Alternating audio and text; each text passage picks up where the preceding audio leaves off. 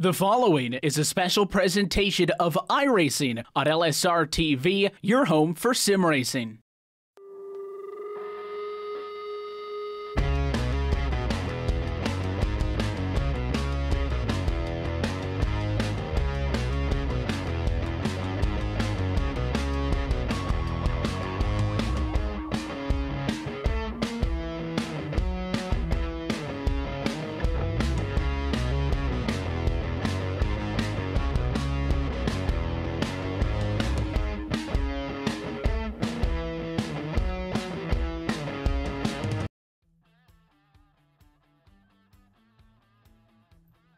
Live tonight from the Granite State, New Hampshire International Speedway plays host to round number 9 of the SESRA Series 2018-2019 Championship. It is the Lobster Run 201, and it's here on LSRTV, your home for live sim racing. Good evening, race fans. Happy to be here with you on the call once again by way of Brett Wheeler in the production booth. I'm David Schildhouse, joined alongside, as always, by Rachel Whiteford. And Rachel, we got the booth all to ourselves here tonight, coming off of last week's action at Watkins Glen that saw Spencer Preet put a 15-second beatdown on the field, but qualifying's just about wrapping up, and looks like Jeff Ward is going to be the guy bringing him to the green flag. We'll look at the starting lineup here, but Spencer Preet, I don't see a qualifying lap for him, so maybe some dramatics building up already. Certainly could be, and I'm looking forward to this one because, you know what, it might be a mile-long track, but this is short track racing, and I'm looking forward to seeing what we get tonight. It's going to be a wild, fun race here at New Hampshire, just over a mile in length. The bottom lane is actually cambered in opposite to the rest of the actual banking, so you've got a decrease, and then you've got stepped. So we've got a good staged banking here, which is low, but very effective. I think we have a grid now.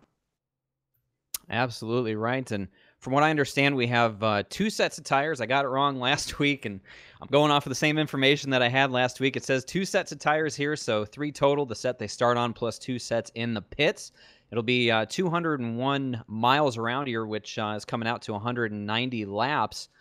So you look at splitting this thing up into threes or something like that. Maybe they'll pit every, 60 laps or so. We'll see as the night goes on what these guys decide to do for strategy, but got cars gridding on the track, so let's take a look at the LSRTV starting lineup. And yes, as noted just a few moments ago, it is Jeff Ward, your points leader, coming into tonight. Will lead them to the green flag. Starting outside of the front row will be the number 99, driven by Michael Cozy Jr. Inside row number 2, making his first start this season, and the number 38 is going to be Ryan Wash, and rolling off from 4th is going to be Travis Brown. Derek Paulson will roll off from 5th. He comes into tonight 3rd in points. Rick Thompson in the number 29 will go from 6th. Jonathan Smith will roll off from 7th. David Roach in 8th. Kyle Vincent Gilbert 9th. And John Johnson will complete the top 10. So well, P11 tonight, it's going to be Taylor Butcher Benjamin with Jensen Taylor in the 12th place. Brad Collins in 13th with Ashton Schleiss in 14th. Jay Graves Jr. in 15th with Wally Wilson. Tyler Vickery, Brian McRae, last of our qualifiers in 18th place with Mark Arthur, Spencer Preet, Mike Montesi, Jason Anderson, and Kevin Dye, who doesn't race. I always keep answering his name no matter what happens every time we do a grid. But interesting that we saw Spencer Preet not qualify tonight here, David. This is very unusual. A fast driver on the ovals. Maybe he has predictions of crazy here at New Hampshire, because it looks like he wants to be out of the trouble zone. Maybe not qualifying at the front row as he might want. Afraid of problems. It's possible. Only one man probably knows the answer to that one, and that would be Spencer Preet himself. But last week's winner, Watkins Glen, like we said, just an absolute clinic put on there, and a 15-second margin of victory, a rare thing to see, but he got it done nonetheless. But he will roll off from the back of this grid, and whether that's strategy or whatnot, I was watching in qualifying, and he never even tried to make a lap. So maybe there's something going on. Maybe he knows something we don't, or he just feels he's that good and he wants to pass a whole bunch of cars. He said after his win last week, it was a little bit of a flex on the field to win by that big of a margin. So we'll see him come up through the back of the pack, but that's the man 2nd in points coming into tonight. Never know. It's a lot of cars to pass, but you can get into a lot of trouble back there as well.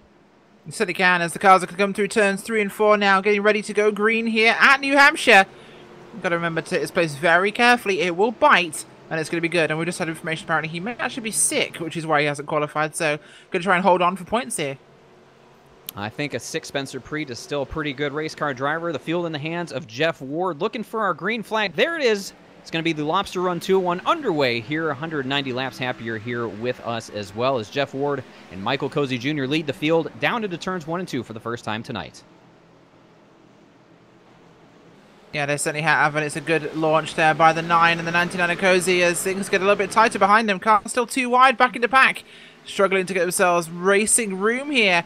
And with very short straightaways making things very difficult. You tend to have a lot of bunching up in 3 and 4. Those are our trouble spots. With cars too wide, you can ride up this track very easily, getting into other people, and it can cause some big problems there. And there's no runoff here. You go off and you're in trouble on these straights. They are funnels of pain if you get into a wreck, and they got to hope they don't here. As about a black area you're seeing halfway up the racetrack, that is kind of your ideal running location. In these cars, you want to be up in that area, using it to help turn the car. It's slightly newer and it's a little bit more banked than before. You definitely don't want to be on the bottom lane ever. There's a big stack up there towards the front and 3 wide back in the back. This is getting, oh, bit of bumping and shoving there. I think that was the 96 or the 86 of Graves Jr. As we've got a bunch up on the front straight here. 12 and the 51 crashing. Oh, into the guardrail. One's going to hit the outside wall, and I think that was, I'm going to try and work out who that was, but problems there. Mark Arthur in the 12 car. No caution here, but we'll show you what we just had, as that could have been a huge wreck, but everyone stayed straight. Yeah, just, I think we've seen this a couple times already throughout the season. Guys coming on off of the corner and just losing a little bit of spatial awareness, or just not enough room for all those cars to sit in one area. And a little bit of contact between the 12 of Mark Arthur and the 51 of Jason Taylor, and just nowhere to go. And unfortunate for Mark Arthur, he caught the biggest piece of that, as Michael Cozy Jr. now will take over the lead from Jeff Ward. So put Cozy out front. Jeff Ward, we've known him to be a good long-run driver and saving his tires better than just about anybody in this series. So no surprise to maybe see him concede that spot, Rachel, and just settle into the groove that he wants to run around here. Absolutely, and that's one of those things you have to get used to here, is finding that groove in New Hampshire's difficult task. And Cozy Jr. seems to have it right now, but we'll see what his tyres do as things goes forward.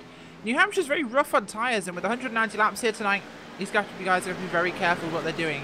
23 is slow off the corner. He was involved in a bit of that tap. His rear end is massively damaged. So is the 227 there. Carl Vincent Gilbert. A lot of these guys suffering with damage. 8 goes up the track there.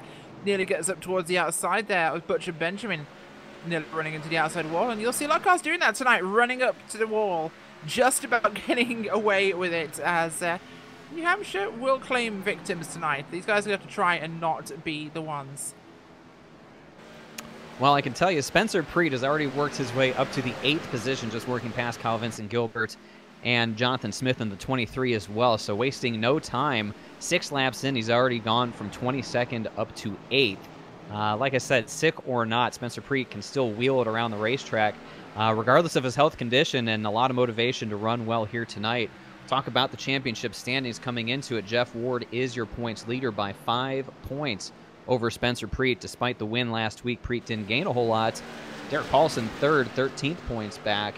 And then we got Travis Brown and Mike Montesi tied for 4th, 31 points back. So really, Rachel, you look at the championship standings, it's a 3-horse race right now, but really, much of it has been Jeff Ward and Spencer Preet dueling back and forth. And, you know, Jeff Ward's got to look up and see Preet coming through the field. Can't be too surprised at that. But 3 wins for Preet, only 2 for Ward. I bet you he'd like to even that out here tonight.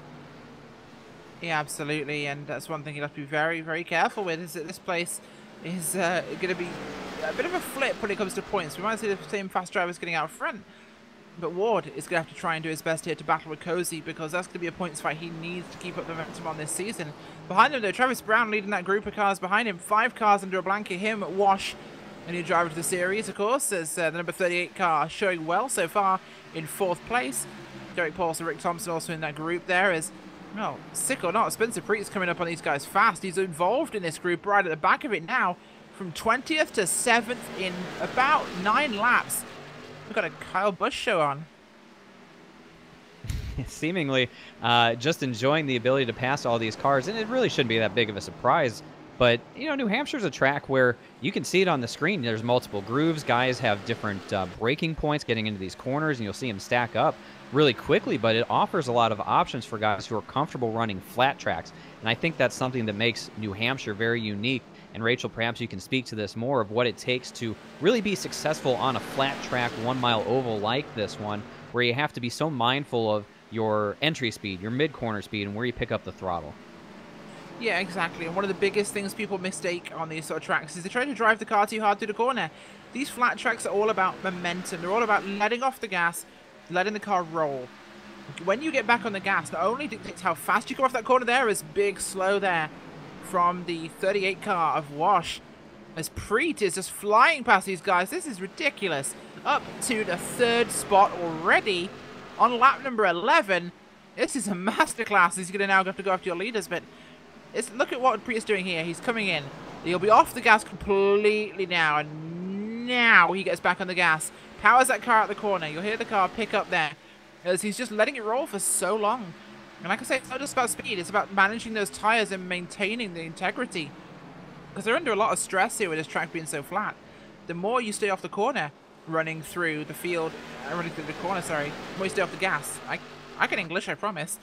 The more you stay out that gas, the healthier those tires are, the less you scrub them, the more they'll forgive you later on. So longer lasting tires, more speed. It's all about rolling the center of the corner, as they like to say, just like you would at Martinsville or a short track. And we talked before the race, Rachel, about we still almost consider this a short track, even though it's 1 mile in length. It still races like a short track because it is flat.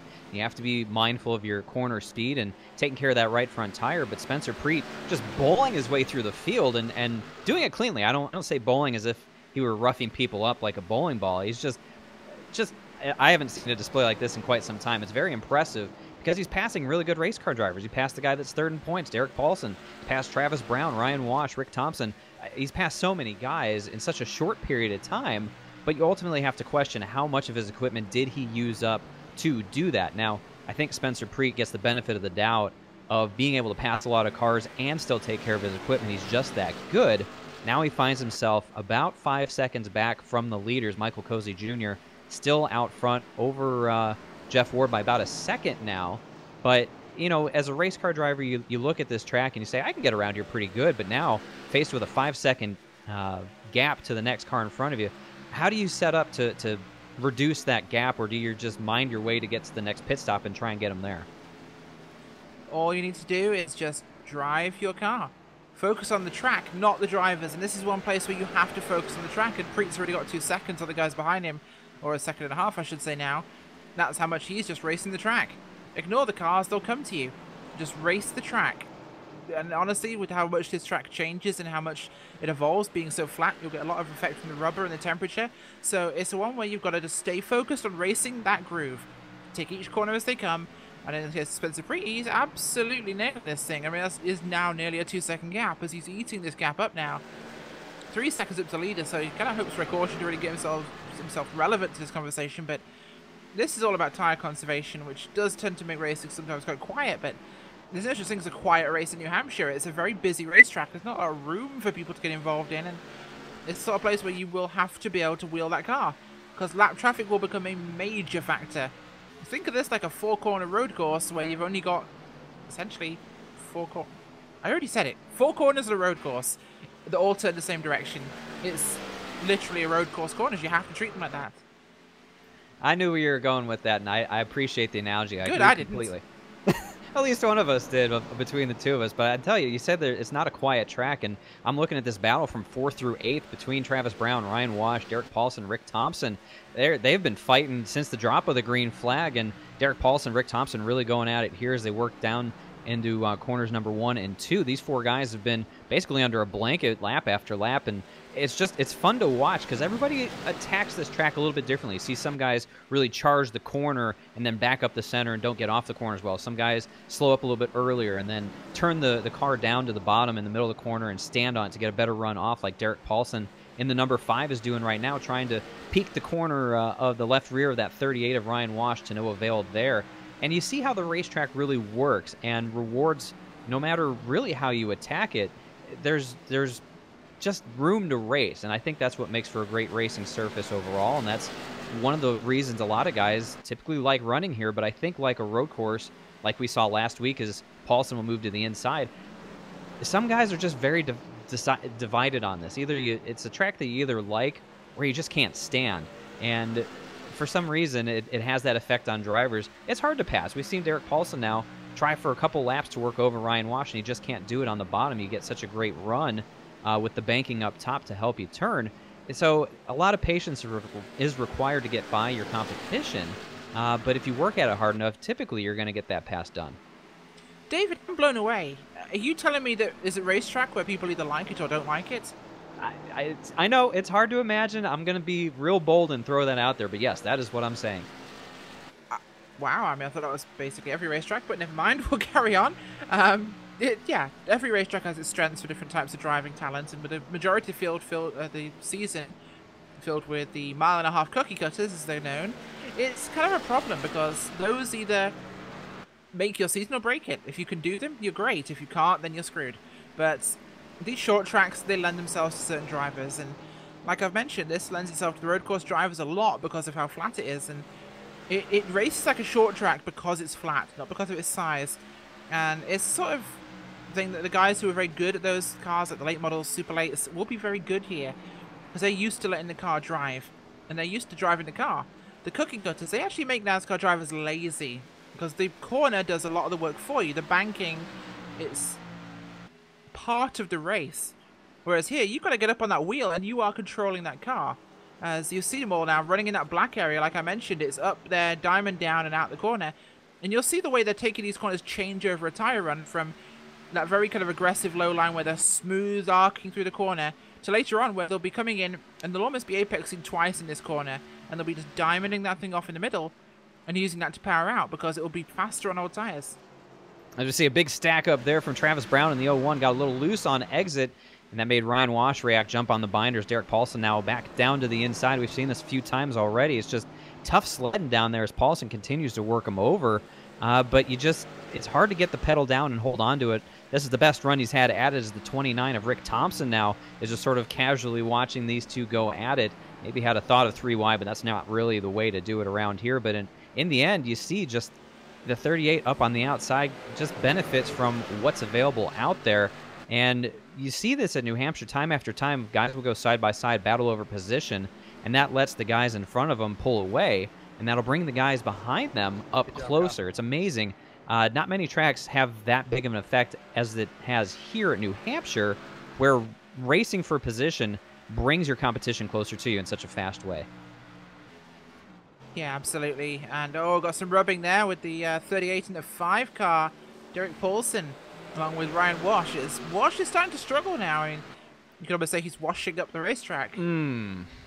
Sorry, I had to at some point. As they come into 3 and 4 now, up he goes, loses momentum, and the 29 goes up behind him instead. So it wasn't him that was washing up this time, it was somebody else. As I'm going to overuse that pun until I'm done with it, but the 5 is really struggling to get the momentum now. He was a little bit faster behind him, and that's something you'll get at New Hampshire is on the right groove, you can be faster than somebody, but to pass them, you have to go off that groove, which makes it very difficult to then find speed there. And the 5 is going low on the exits, trying to find the option. He's just not quite got it. And you saw on your screen just a moment ago the 227 of Kyle Vincent Gilbert grabbing a big piece of the outside wall off of turn 2. So more damage for him. He's already had a fair share of scrape here tonight. So a tough run for Kyle Vincent Gilbert, I should say, in the 227 as they're side by side now. Here comes Rick Thompson in the 29 trying to get past Ryan Wash, and Derek Paulson goes to the top side, says, enough of that. I can't do it on the bottom. I've tried, and now he looks up in the rearview mirror and sees the likes of Mike Montesi in the 7 as Thompson slides up the track. A lot of action here, Rachel. This is so fun to see, and this is for 5th, 6th, 7th, 8th place, well inside the top 10. We got the 91 of David Roach as well, about to make an appearance, and I also see the 8 of Taylor Butcher Benjamin too. So we're almost 3 wide off of turn 4. Look out. That's going to get exciting. They managed to get back down to 2 wide. Paulson once again back down to the bottom as he goes door to door with Ryan Wash. Finally gets it done, clears him, and look at Montesi out on the high side. Back to 3 wide. Yeah, look at that crossover by the 38 as he gets a tap on the 5 and sends him sideways.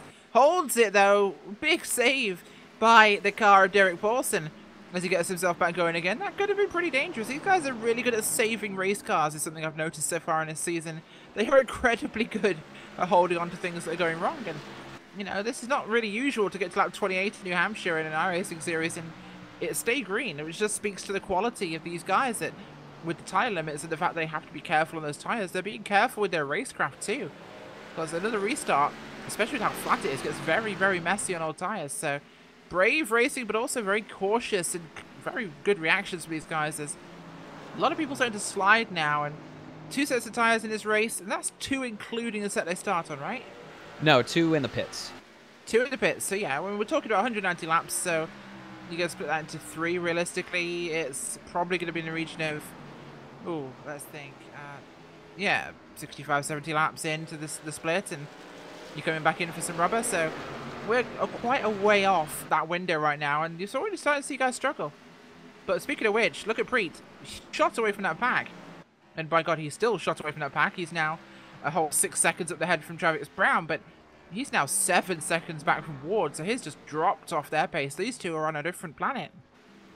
I think some portion of that is due to how much of his equipment he had to use to drive up through the field, gain, 17 positions in the first 20 laps or so, passing more than 1 car per lap was Spencer Preet. And, yeah, he's not making up time now on Michael Cozy Jr. or Jeff Ward.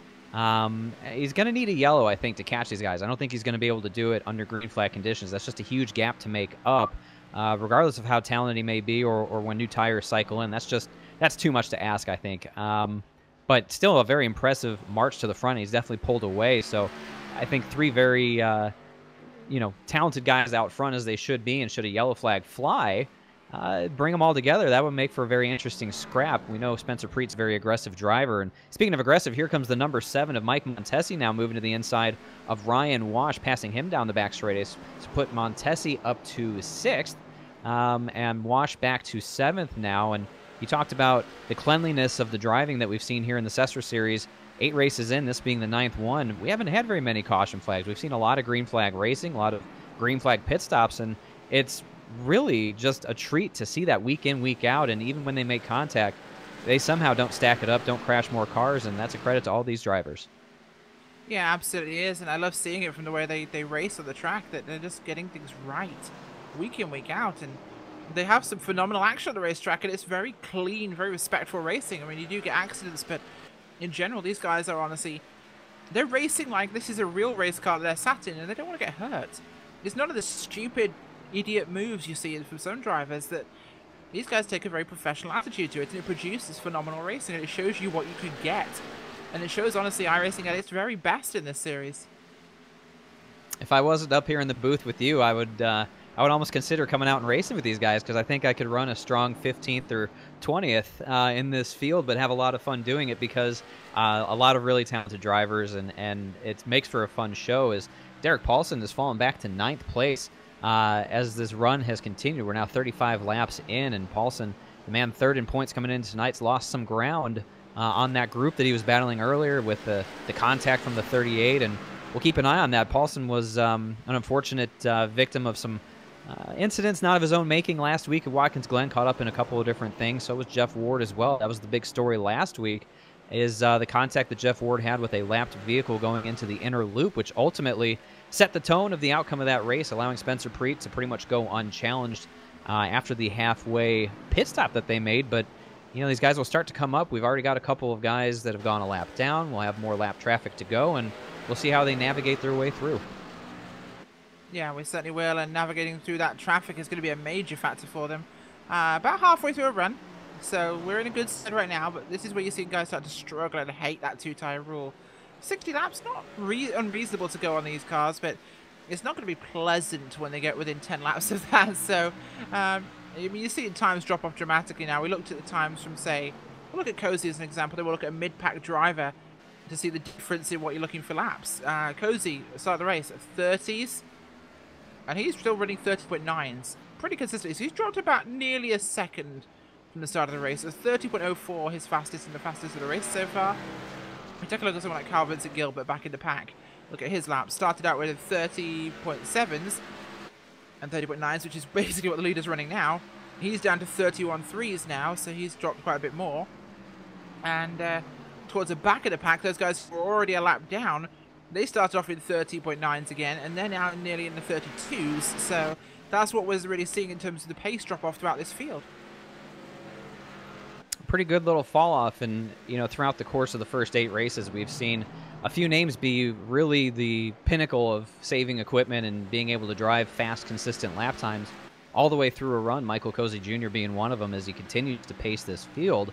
Jeff Ward, 2nd place, probably the name that comes to mind more so than anybody else, and Spencer Preet right there with him as well. And I guess it's no irony that they're running in the top 3 here at this juncture, some 40 laps in, 150 laps to go.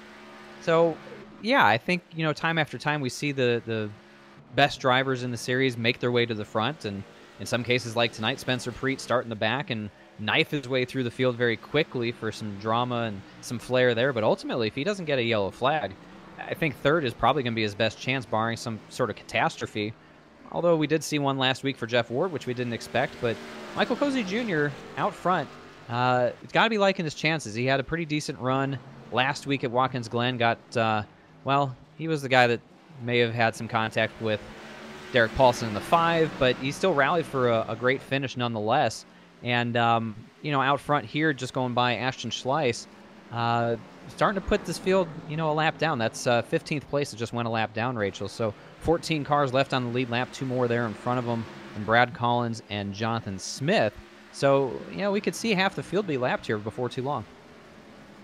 Yeah, we really could, and that's not unusual for New Hampshire, especially with long green flag runs. And we've seen a lot of packs of 2s and 3s and things. Like we've got Paulson and Vincent Gilbert right now running together. Up ahead of them, we've got the likes of the crowd, including Brown, Thompson, Montesi.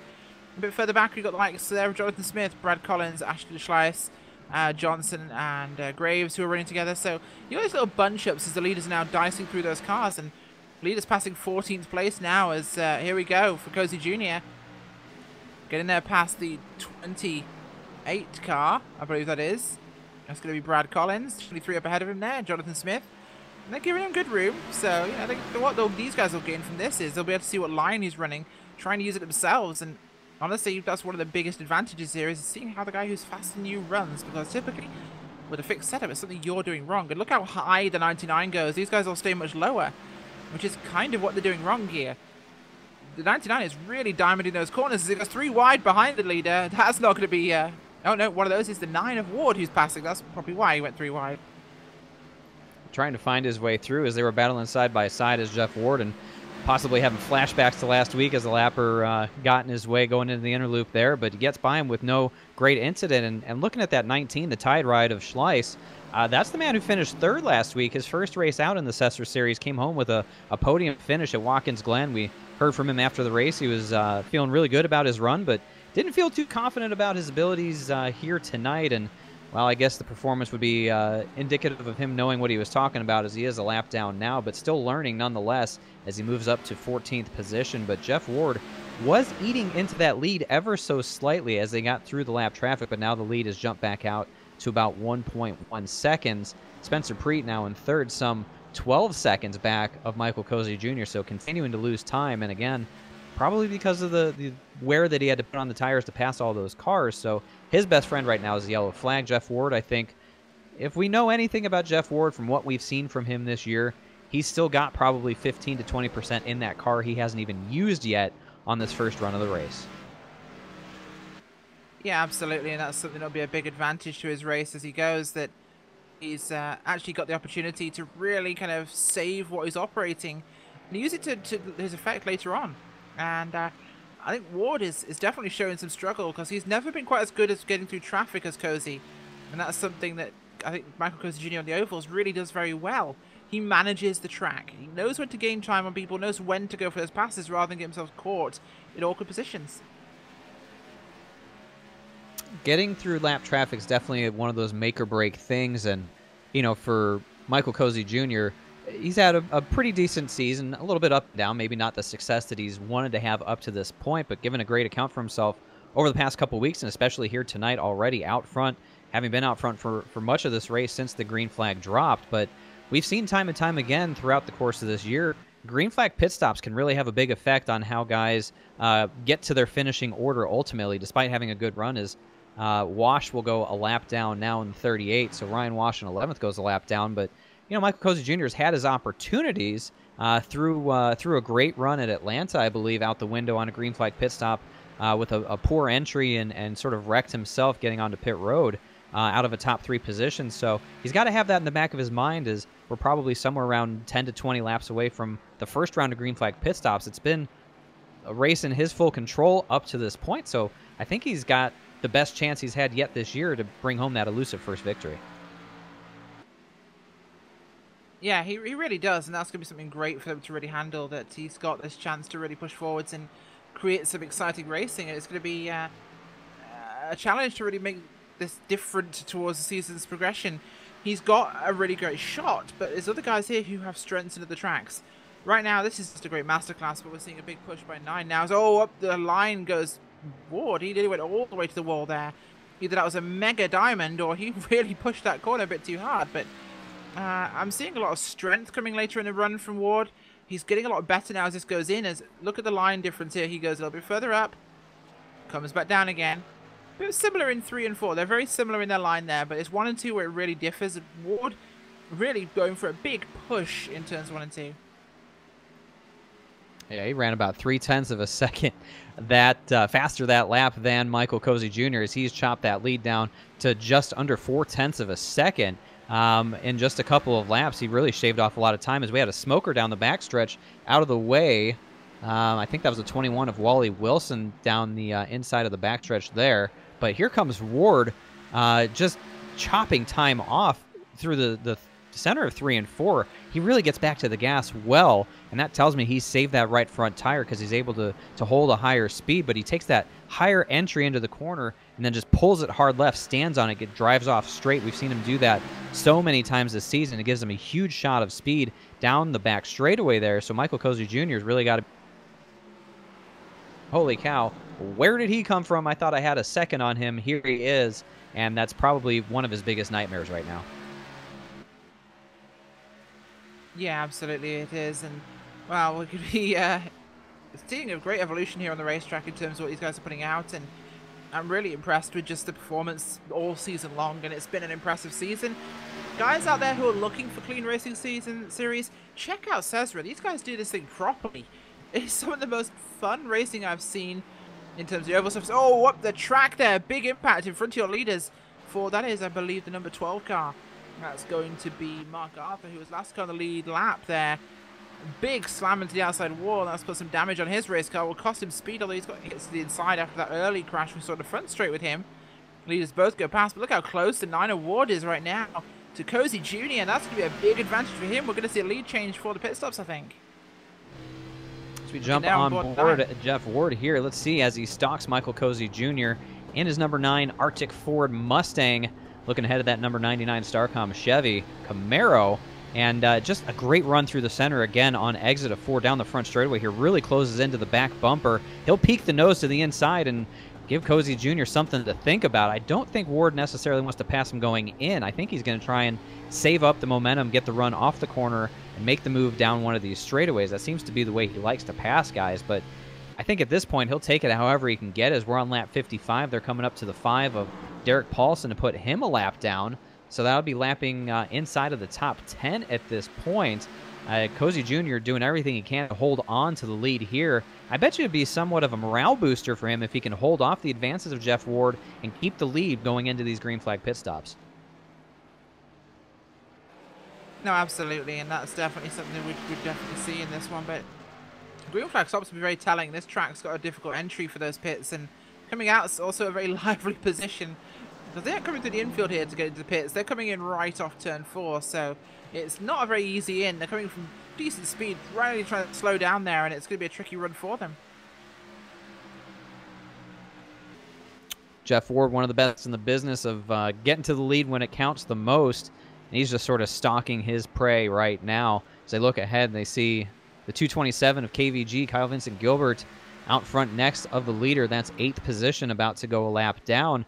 You know, we saw a number of cars get lapped a few weeks ago, I believe, back at Dover.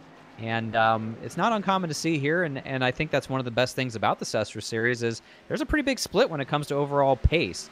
And you have, you know, the guys that run up front, you have a great mid-pack, and some guys that are a little bit off the pace but still run around guys that are of a similar pace. And so I think that's what keeps the interest so high and keeps them coming back week after week, is that maybe if they're not racing for a checkered flag every week, they still got guys to run around that are close to them, and it gives them something, you know, from a competition standpoint that's hard to find in a lot of leagues. And I really like to see that here as Jeff Ward gets a great run once again through the center of the corner. Seems to be the 9 is better in 3 and 4 than he is in 1 and 2. And Cozy's just the opposite, a little bit better in 1 and 2 than he is 3 and 4. So kind of interesting to see how that works out. But I think ultimately Ward's going to get this deal done. It's just going to be a matter of how many laps will it take for him. And it's probably just a lab session to see, how do I execute this pass? Where can I get this thing done? As he pokes the nose down to the inside. We saw a tough sledding on the inside there.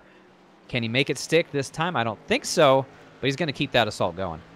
Yeah, he's not quite got that ability yet to get past, and I think he wants him to know he's there, but it's it's getting really, really close now to how soon Ward will pass Cozy Jr., but right now all Cozy knows is he has a rearview mirror full of that number 9 car, and it's coming sooner than he expects, and I think it might be time for Cozy to wonder about pit road.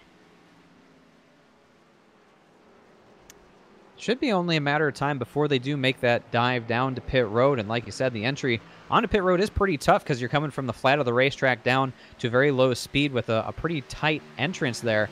And watching in practice, I saw some guys trying to perfect their craft getting onto pit road, and a lot of guys were struggling to do that. A lot of rear-end lockups and spinning around and things like that. So hopefully they got it all figured out. We'll see as it continues on, as these guys will start to come to pit road. And I've seen some early takers a little bit further back in the pack. Guys like Ryan Wash, Taylor Butcher Benjamin as well have made their pit stops. But no front runners just yet. So we'll keep an eye on these guys as they continue to battle. But Cozy Jr. doing a nice job holding on to the lead, keeping Jeff Ward at bay. Not something that a lot of people have been able to do this year. Exactly, and that's really impressive right now, but this lap traffic could be what unlocks the position for Ward now. Look at the overspeed he got from the lap traffic there. He wasn't held up like Cozy Jr. was. Up the inside he'll come. Big dive, but on the wrong line into the corner, and it will get him sideways. He doesn't catch it, but he holds onto the car. That was a big opportunity, but he tried to cook that too hard, I think, on a very wrong racing line to get in there, and ooh, that was nearly spinneroonies for Ward. Spinneroonies being the official term, of course, of what you'll experience here in New Hampshire when you try and make that pass on the inside on old tires.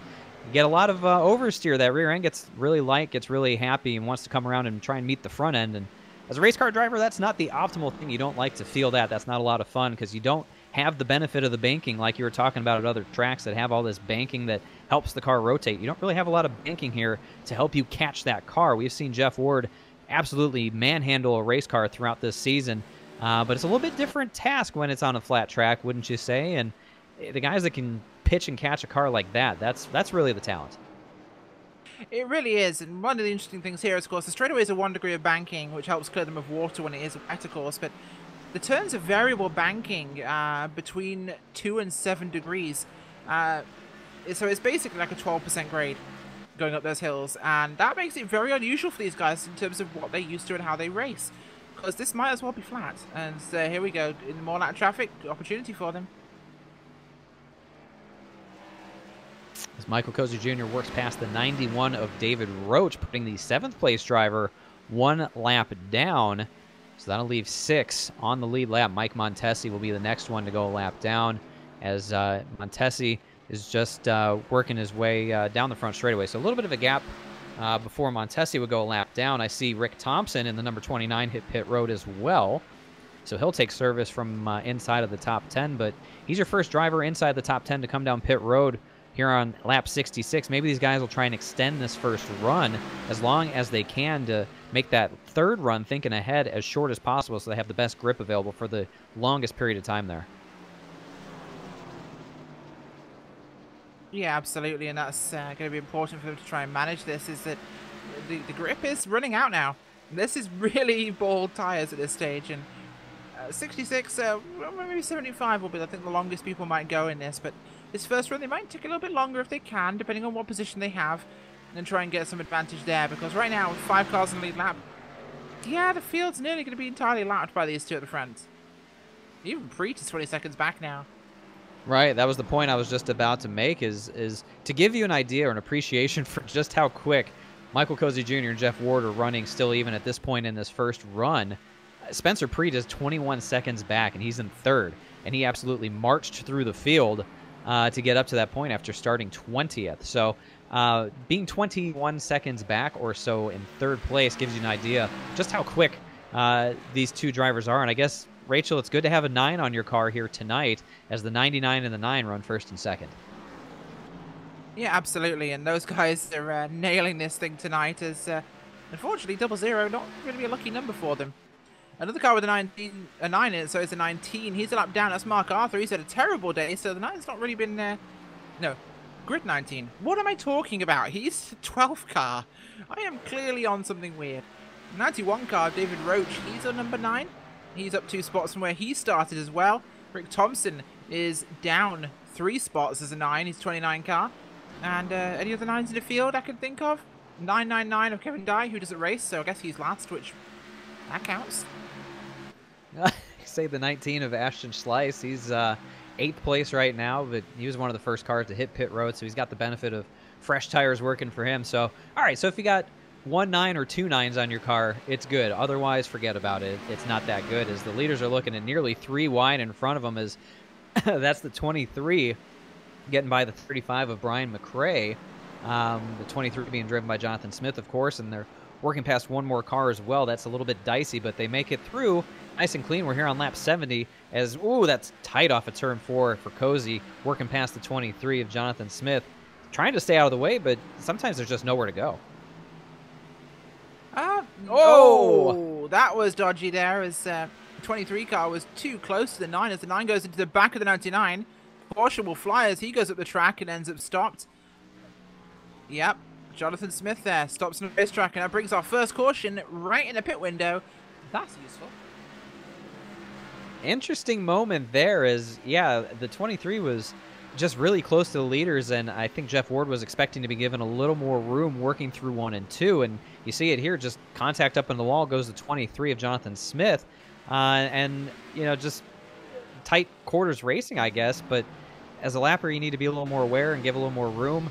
Perhaps he wasn't being fed the right information to tell him how close they really were, but that'll put us under the yellow flag for the first time here tonight on lap 72, and that's exactly what Spencer Preet was hoping he was going to see, and he was holding out against all hope before he made his green flag pit stop, and he's going to be rewarded. He's going to be able to close right back up to these guys on the restart, and really, Rachel, this works out perfectly for everybody who hadn't pitted yet.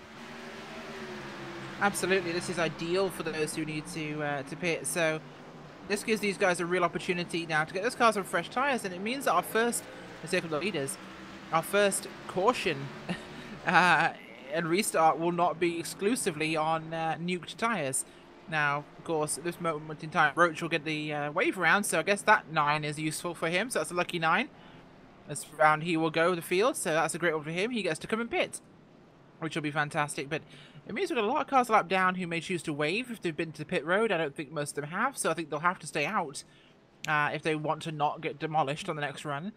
Because 60 laps on tyres is not a pleasant experience, but there's not many cars there on pit road from that lead group. There's like 4 or 5 cars that have come to pit road, and oh, I don't know who got the run off pit road there. I think it was Cozy Jr., so he stays in the lead.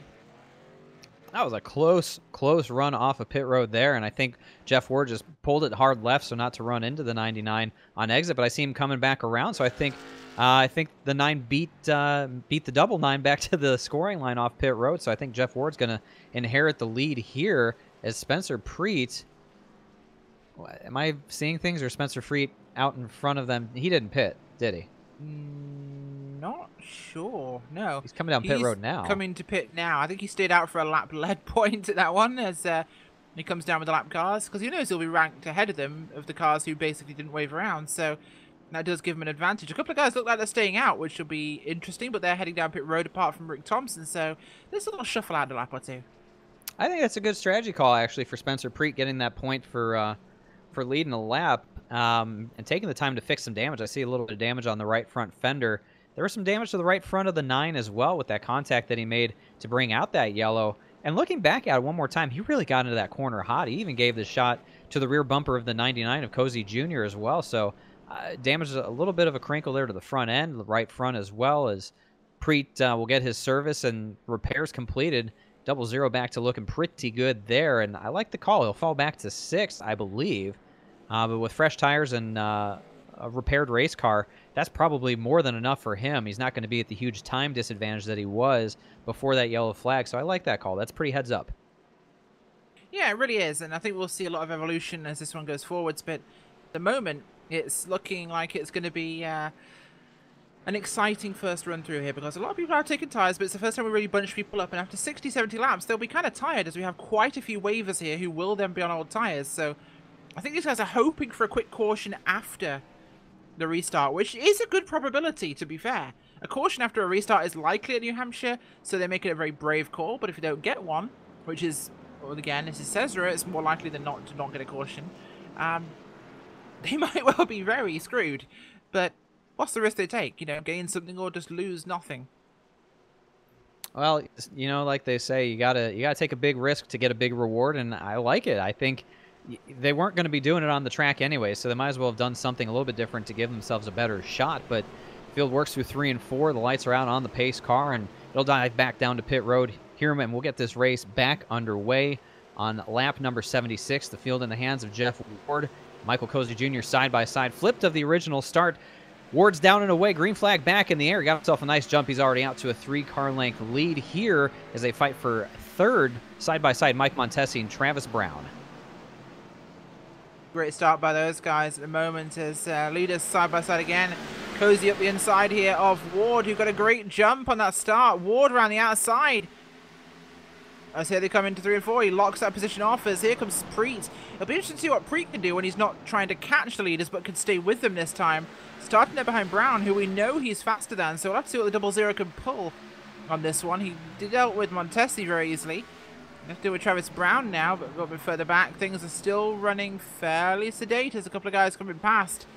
Paulson working his way back forwards as Brown gets a great run there on the car of Cozy Jr. This could really impede that battle between those front two. I think it's greatly to Spencer Preet's benefit that he started up where he was with the fresh tires, and to your point, doesn't have to use his equipment as much to pass guys. I think he can run a much calmer pace now as he'll poke the nose down to the inside of Travis Brown going into turn 1, as Cozy Jr. does the same thing to Jeff Ward, so they're side by side for the lead. Preet completes the pass in the middle of the corner, clears himself as Cozy Jr. now down to the inside, gets the run off of 2 down the back straightaway, equal all the way down that back straightaway into 3. Cozy Jr. gets a nice deep run into the corner. I think he's going to be able to use the tires. Indeed, will clear himself, but Cozy Jr. back out front. Jeff Ward back to second. Spencer Preet up to third. Big run back, though, by Ward. He's not done yet. We'll have the inside line and maybe able to decide the line into 1 and 2, which gives him a distinct advantage. He just loses that speed, almost like he had an anchor attached to his car in the middle of the corner there. And back round goes Michael Cozy Jr. Preet, of course, in third now is, I think, a bit of a war slap there for Travis Brown. I'm not sure, but Preet in third place is a strong position for him. Schleiss has moved forwards as well. That 19 having some good luck from a 9 car. He's moving himself up now. He's 14th to 8th now he's running, as he got a great run from those lap cars. Really doing better on this second set of tyres. Not so great on old tyres, of course, but we'll see how he can progress. Gap starting to open, though, between Preet and Ward and co, but Preet is still hanging in the wings here. He's not out of this question yet. You saw that moment between Jeff Ward and Michael Cozy Jr. When Ward was trying to get the lead back. Just when you have to make that shallow entry, that no banking there to really help you out, and it really makes for a tough entry as Ward slips up the track just a little bit into the clutches. Here comes Preet taking advantage of that. Won't be able to make the pass off of 4, but you know, the guy that's out front that runs that middle lane, that's the preferred groove, and you really sort of dictate where that car on the bottom is allowed to run. And you don't give him a lot of options, but you also put yourself at risk of getting turned if that guy wants to try and carry more speed and just can't do it. Jeff Ward, very professional, very clean driver, you know, stood on the binders to cut the momentum and not put himself in a bad spot, as Preet will look to the outside, nothing doing there, but that's just how this racetrack works. It looks like you have an opening there to the inside to go for, and all of a sudden you have to jam on the brakes because you just can't carry that amount of speed down low. You want to be up top, and that's what Cozy Jr. did, and that's why he's back out front.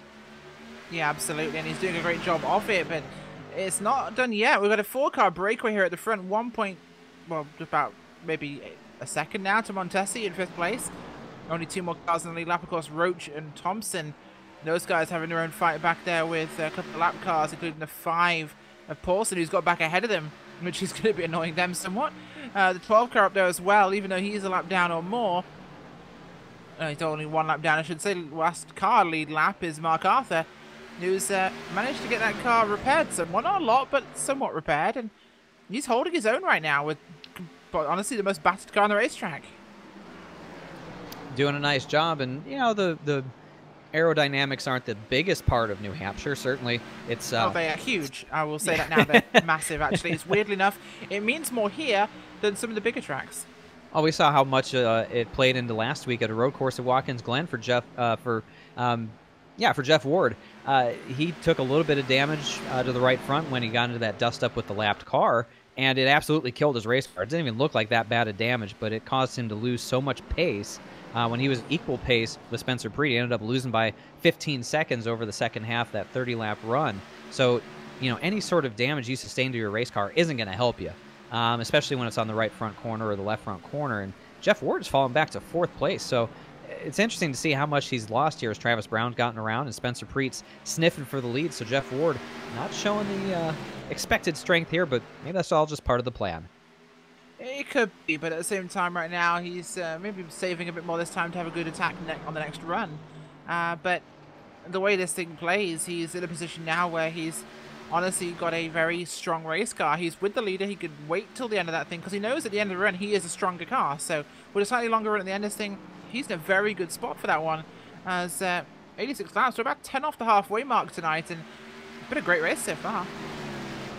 Exactly what I expected to see out of the SESRA series, and it's a treat every Thursday night to be able to come in and watch great racing. You know, last week was kind of, you know, not the most enthralling drama up front, as Spencer Preet was pretty much out by himself in the last 30 laps. But here, look, tonight we got 4 cars running within a second of each other for this lead. We've had a great battle between Michael Cozy Jr. and Jeff Ward. We had Spencer Preet passing 17 cars in 20 laps. Travis Brown in the 01's been given a great run here tonight as he runs 3rd in front of Jeff Ward. So a lot of different storylines here, but a lot of great racing, and that's the real big treat. Now, as we watch a big dive from Spencer Preet in the 00 to the inside of Michael Cozy Jr., that is the aggression we have come to know and love about Spencer Preet. He can't complete the pass, but my God, he really sent it in there deep. Yeah, absolutely, and deep is what he got there from that one. It's very easy to overcook it here at New Hampshire. Honestly, I'm impressed that Preet is up here right now challenging Cozy. As we've really seen that difference from Ward now, where he's gone all the way back there, but Preet just focusing on Cozy could really change the dynamic here.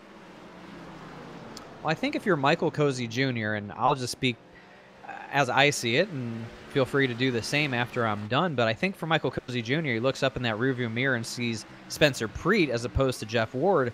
He might worry a little bit more, knowing that Preet's a little more aggressive when it comes to overall driving, and maybe feels a little more confident with Jeff Ward back there. And doesn't have to worry about, you know, a little bit of contact coming his way. That's my thought. What do you think? Do you agree or disagree? I think it's going to be a different dynamic for him, that he's not quite as used to seeing that car behind him, which will throw him off, honestly. He's been used to how someone like Ward runs, and he's not used to how this guy runs, so it will definitely throw him for 6, I think, in terms of how he actually operates this thing. And it's all about the stuff between the ears for race car driver, that mental state, and when you're used to something, all of a sudden it changes. That can definitely throw you off your game, as Jeff Ward now will peek to the inside of Travis Brown halfway down the back straightaway going into 3. Good corner entry there for Jeff Ward will get him back up to 3rd, so maybe a resurgence of life from the number 9 as he'll try and track down Spencer Preet and Michael Cozy Jr. Preet's advances have sort of cooled off a little bit as he settles in about 0.4 of a second off the back bumper of the 99.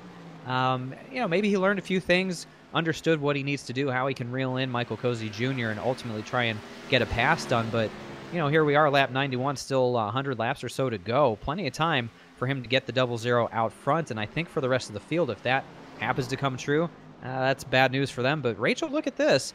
We started this race in full sunlight. Now the track is in the shadows. Absolutely, that's one of the new things we've seen, and wow, look at that change here for you guys on the screen at home.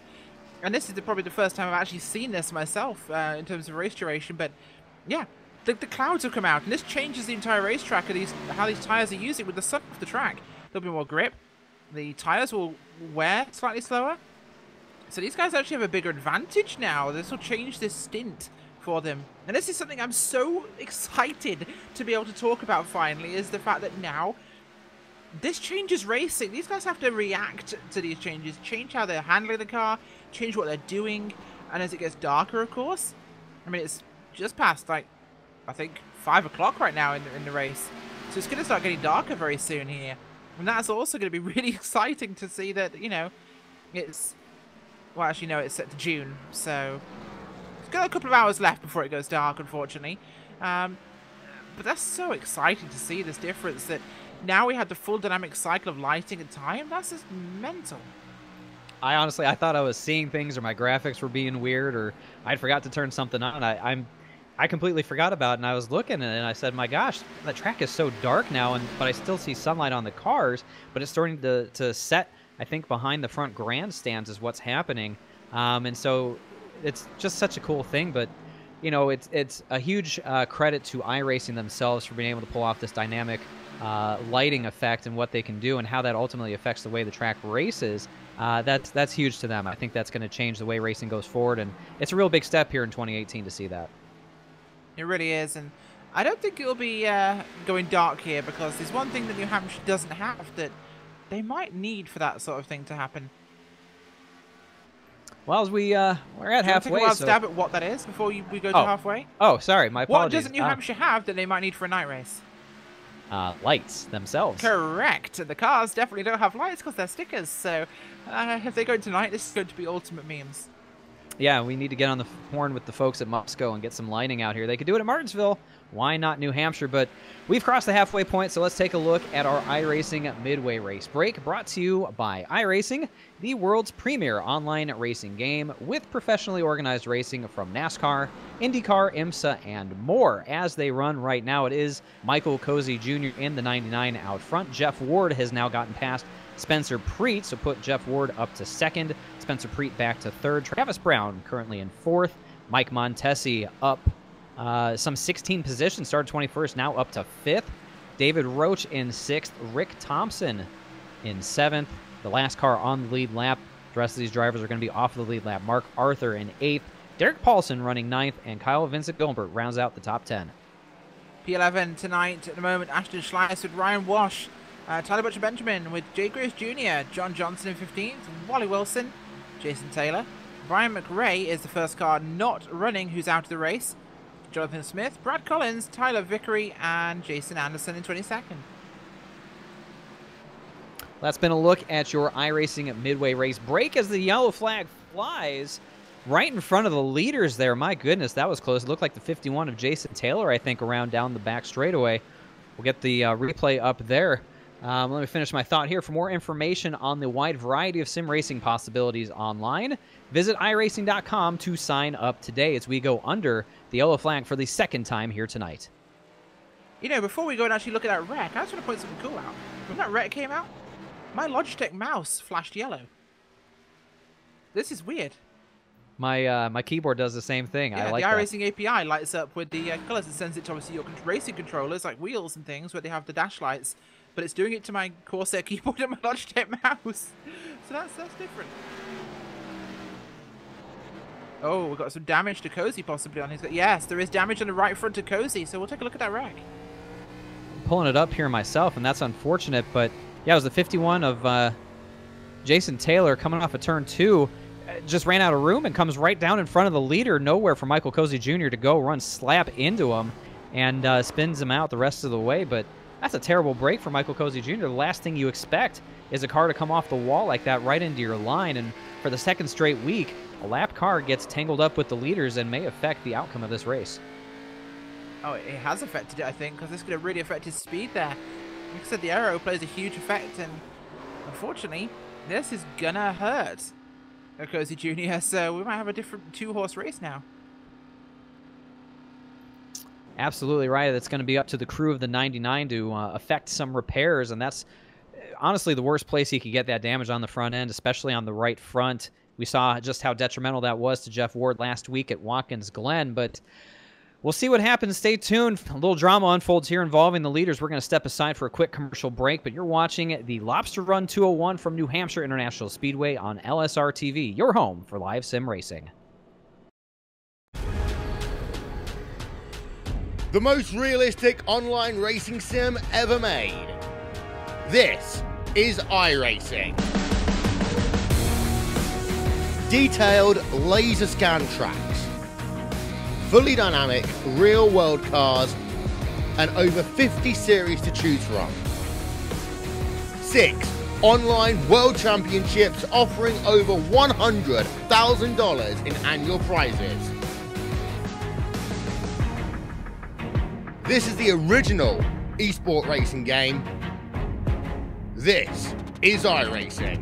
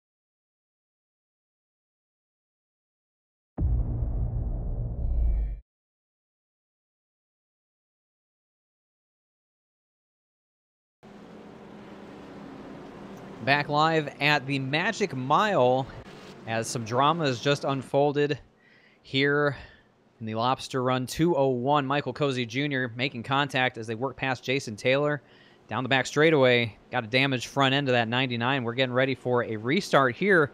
David Schildhaus, Rachel Whiteford in the LSRTV virtual booth, bringing you what's been a very fantastic race up to this point, and now a little bit of drama. Rachel will see how this 99 races as they get set for another restart. Yeah, they certainly do, and ready for that restart. Here we go. It's going to be Cozy still leading this thing.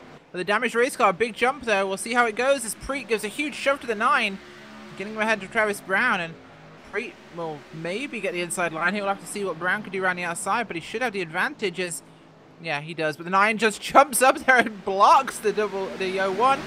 Probably a thank you for that push from the 00, but not going to help enough there as he gets on the outside and clears Preet into 3 and 4. Preet dives for the inside though. Up the racetrack for the 01. Preet with a slide job, locks himself back into 3rd place. Nicely done. Expert move there for Spencer Preet, and I think Cozy Jr. needs all the help he can get as we will watch now as they're fully underway just how much that front end damage affects his overall pace. He chose not to come down pit road. Didn't want to take any service. Even if he didn't take tires, he didn't want to repair that damage and give up the track position. Can't say I necessarily blame him. We talked about it during the commercial break. He feels he has a better chance to stay out there and just try and drive his way to whatever he needs and fix the damage the next time he takes tires. But ultimately, I think, you know, with the damage that he see on the right front of that 99, that's going to be tough sledding for him to hold off the advances of Jeff Ward, Spencer Preet, and even Travis Brown over the course of a long run. Yeah, absolutely, and that's going to definitely affect how this one goes forwards, but it's going to be unusual if this really changes around, but Cozy's still been strong. I got to wonder if this is going to affect him late in the run, but look at how far up the track he goes. That's definitely where it's going to cost him. Cornering ability, the cornering downforce is definitely cut down by that damage he's got, so that's going to hurt his momentum forwards. Those are the types of mistakes you just can't afford to have, and when you don't have the right kind of front-end downforce helping you rotate through the corner, you got to make sure you get the entry right at least, and you see just how much that allowed Jeff Ward to close in on the back bumper with that one mistake as he is there now and threatening for the, you know, what seems like we've seen on replay lap after lap with these two before that first pit stop that they made and our first yellow flag. Jeff Ward in a good position, but now he's got the benefit of having a much cleaner race car and his competition to try and make this pass. We'll see how aggressive he gets, but still Michael Cozy Jr. doing everything he can to hold on to the lead, and that's to his credit. He's driving hard to make it happen. I know it can't be easy for him with that damage, and Spencer Preet hanging out in 3rd. Don't forget about him either, but here comes Ward down to the inside going into 3. How aggressive does he get? He'll back off, fall back in line. Again, it's tough on entry, Rachel, to make that pass. Absolutely, and honestly, it's really... Oh, here we go. Look at this from Ward. Late dive to the inside, up the inside of the 99. knows the 99 struggling in the corners, takes advantage here, putting him into an awkward spot. He rides up a bit, but he can't do it. Got a good bite through the center there, was able to get back to the gas. Cozy not able to get on the throttle just the same, but Ward falls back in line. Here comes Spencer Preet way down to the bottom, almost on the apron. There's a guy that's really going to make that bottom work. I think it's the double zeros. He's now side by side with Jeff Ward for second, but Ward able to hold it around the outside, and all this does is help the 99 stay out front. So these have been the three best cars. Travis Brown's been close in fourth, but not quite to the same level as these three in front of him. And as they run right now, this is really the story. How do these three drivers get through this second stint before they take their final pit stop and final service to ultimately set themselves up for what should be a very exciting finish? But knowing that Michael Cozy Jr.'s got damage to fix, how much time, if he pits under green, does he allow himself to get that damage repaired? Oh, he's gonna, looking at the damage he's got on them, it's maybe, it's hard to say, maybe 20, 30 seconds, 40 seconds for the crew to sort that out. So it's longer than a pit stop by a good margin. I don't think he'd get that done during a scheduled stop, so it's going to be a tricky position for him. But we're coming up on a, let's say, it may be, oh, looking at this thing, perhaps 20 or 30 laps are in the pit window, so I think they want to push it as late as possible. I'm not sure. I think he will not be able to get it all fixed, but he's holding on fairly well. I'm very impressed with how well he is keeping the 9 at bay. And again, we don't know how hard Jeff Ward is really pushing to try and make this pass happen. We've seen him try a couple of moves on corner entry. But again, I think it's to his benefit to try and make that pass off the corner down the straightaway and be able to use as much of the racetrack as possible. It's really hard on the entry of these corners on the bottom side. It just really doesn't work that well. But you see how much better he's able to get off the corner and really reel in that 99 lap after lap, and he'll make this move. He'll peek the nose, maybe just trying to play some head games. Rachel, what do you think? Just trying to fill up the rearview mirror, as they say, and keep Cozy Jr. looking out back instead of out front. I think he's pressing him because he knows if he gets slightly offline in the corners that Cozy will go very high in the corner because of the downforce problems he's having. But right now, I think Ward's just trying to keep the pressure up there as Ward gets a bit squirrely on the low side. Can't quite complete a slide job, but I wonder if these two are going to tangle up soon and leave Preet with an open door.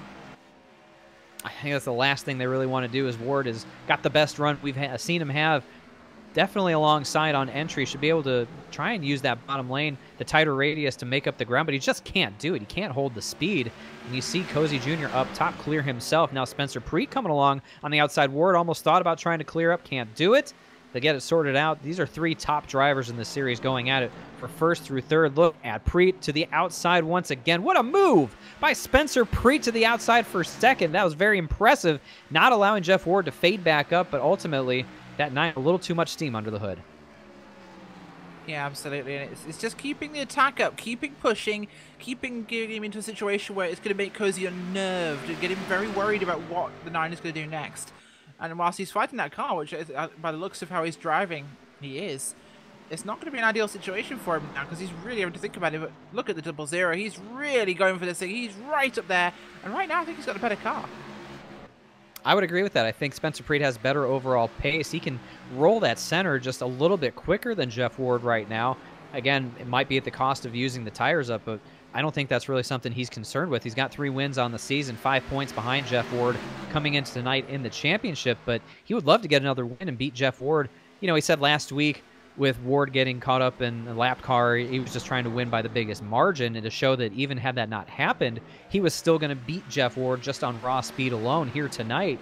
He has the opportunity to do that on the track. The 9's right there in front of him. So I think that's the real big motivator for Spencer Preet to come out and race head-to-head and beat him, pass him on the track without anything else getting in the way.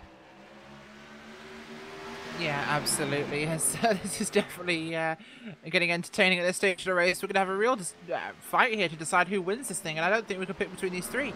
Cozy could fight them off and take an absolutely titanic victory here, but the 9 could be our real favourite right now, and the double zero could be the outside shot at this one. So, as Kevin Dye rightly quotes the state motto of New Hampshire, live free or die, I think these three are going to decide who lives, who's free, and who dies.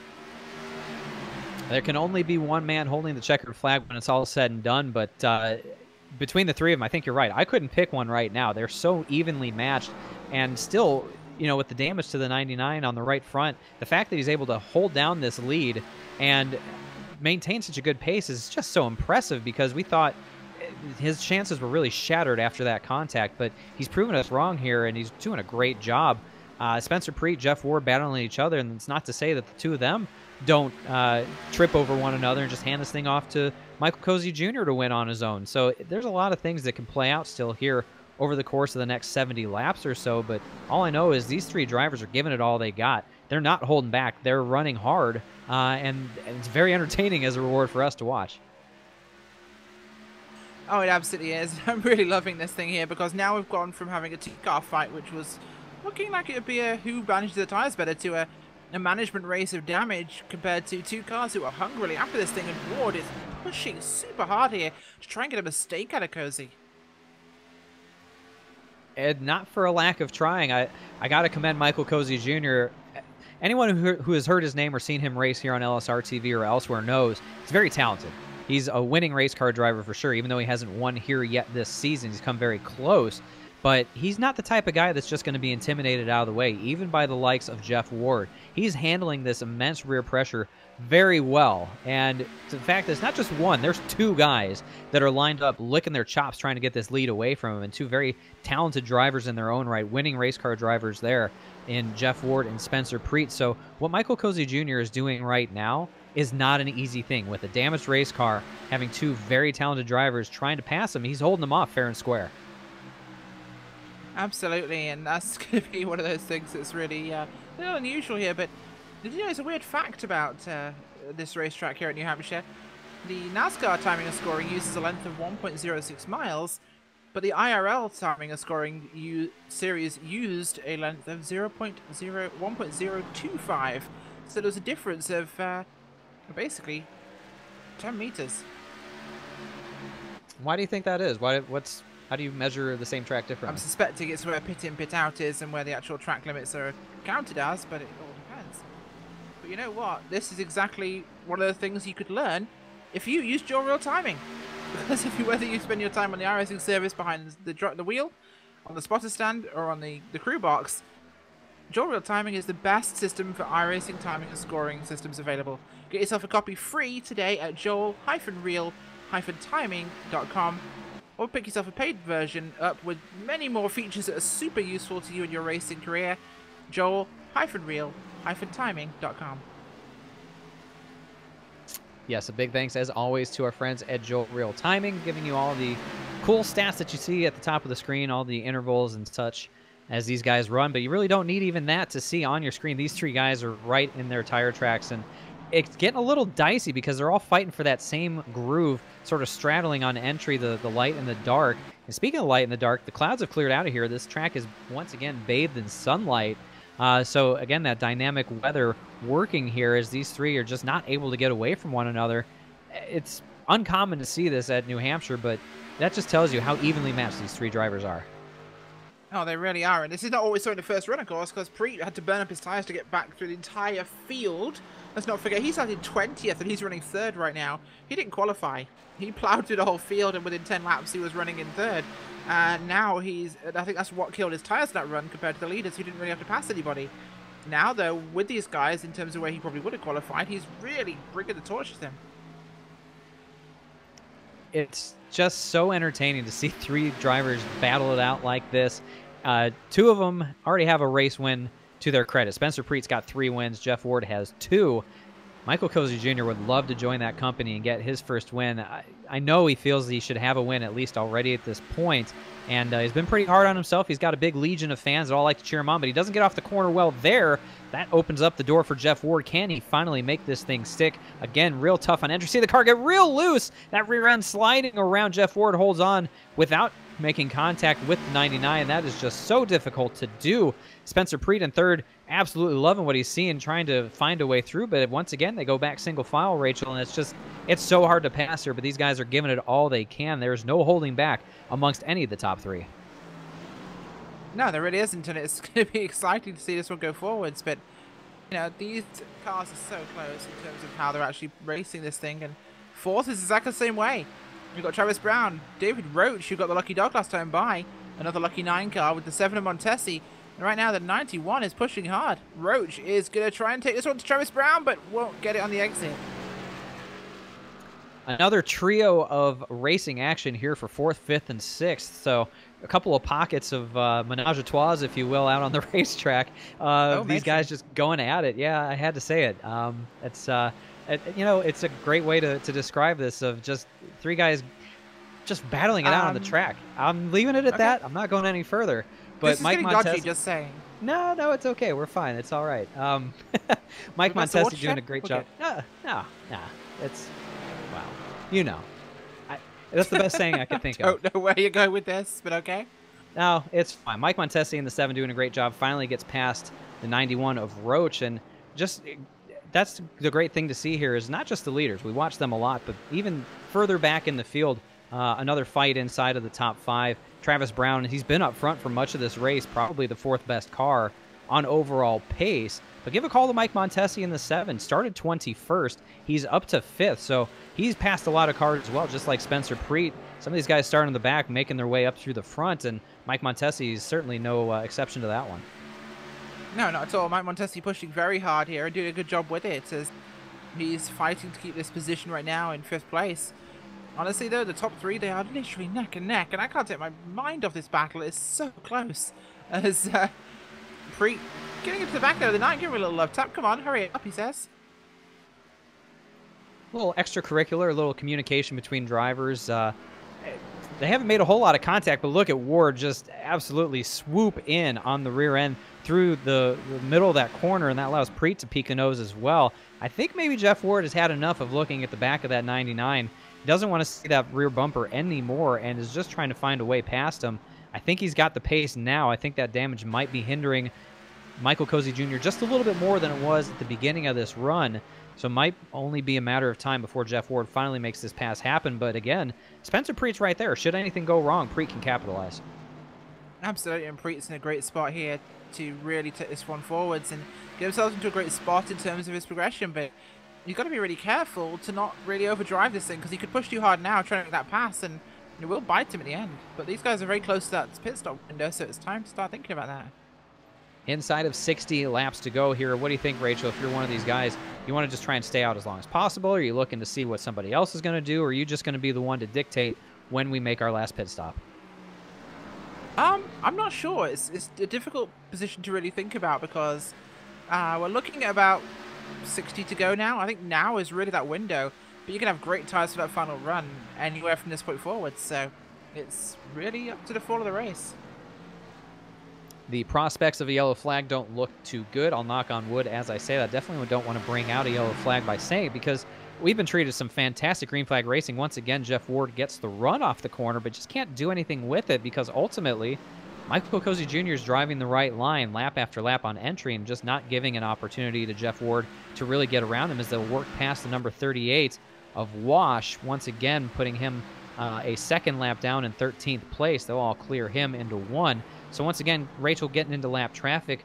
Michael Cozy Jr. has got to be real careful. The last time he was in that situation, things didn't quite go right, so that's got to be on his mind. He's got 2 hungry drivers beating the rear bumper off of him as well, so he's got a lot to juggle in that brain of his. Yeah, he really does, and I think that's something that needs to be focused on, that he has to really worry about what he's doing here, and it's going to be a very careful thing. As here comes the 9 again.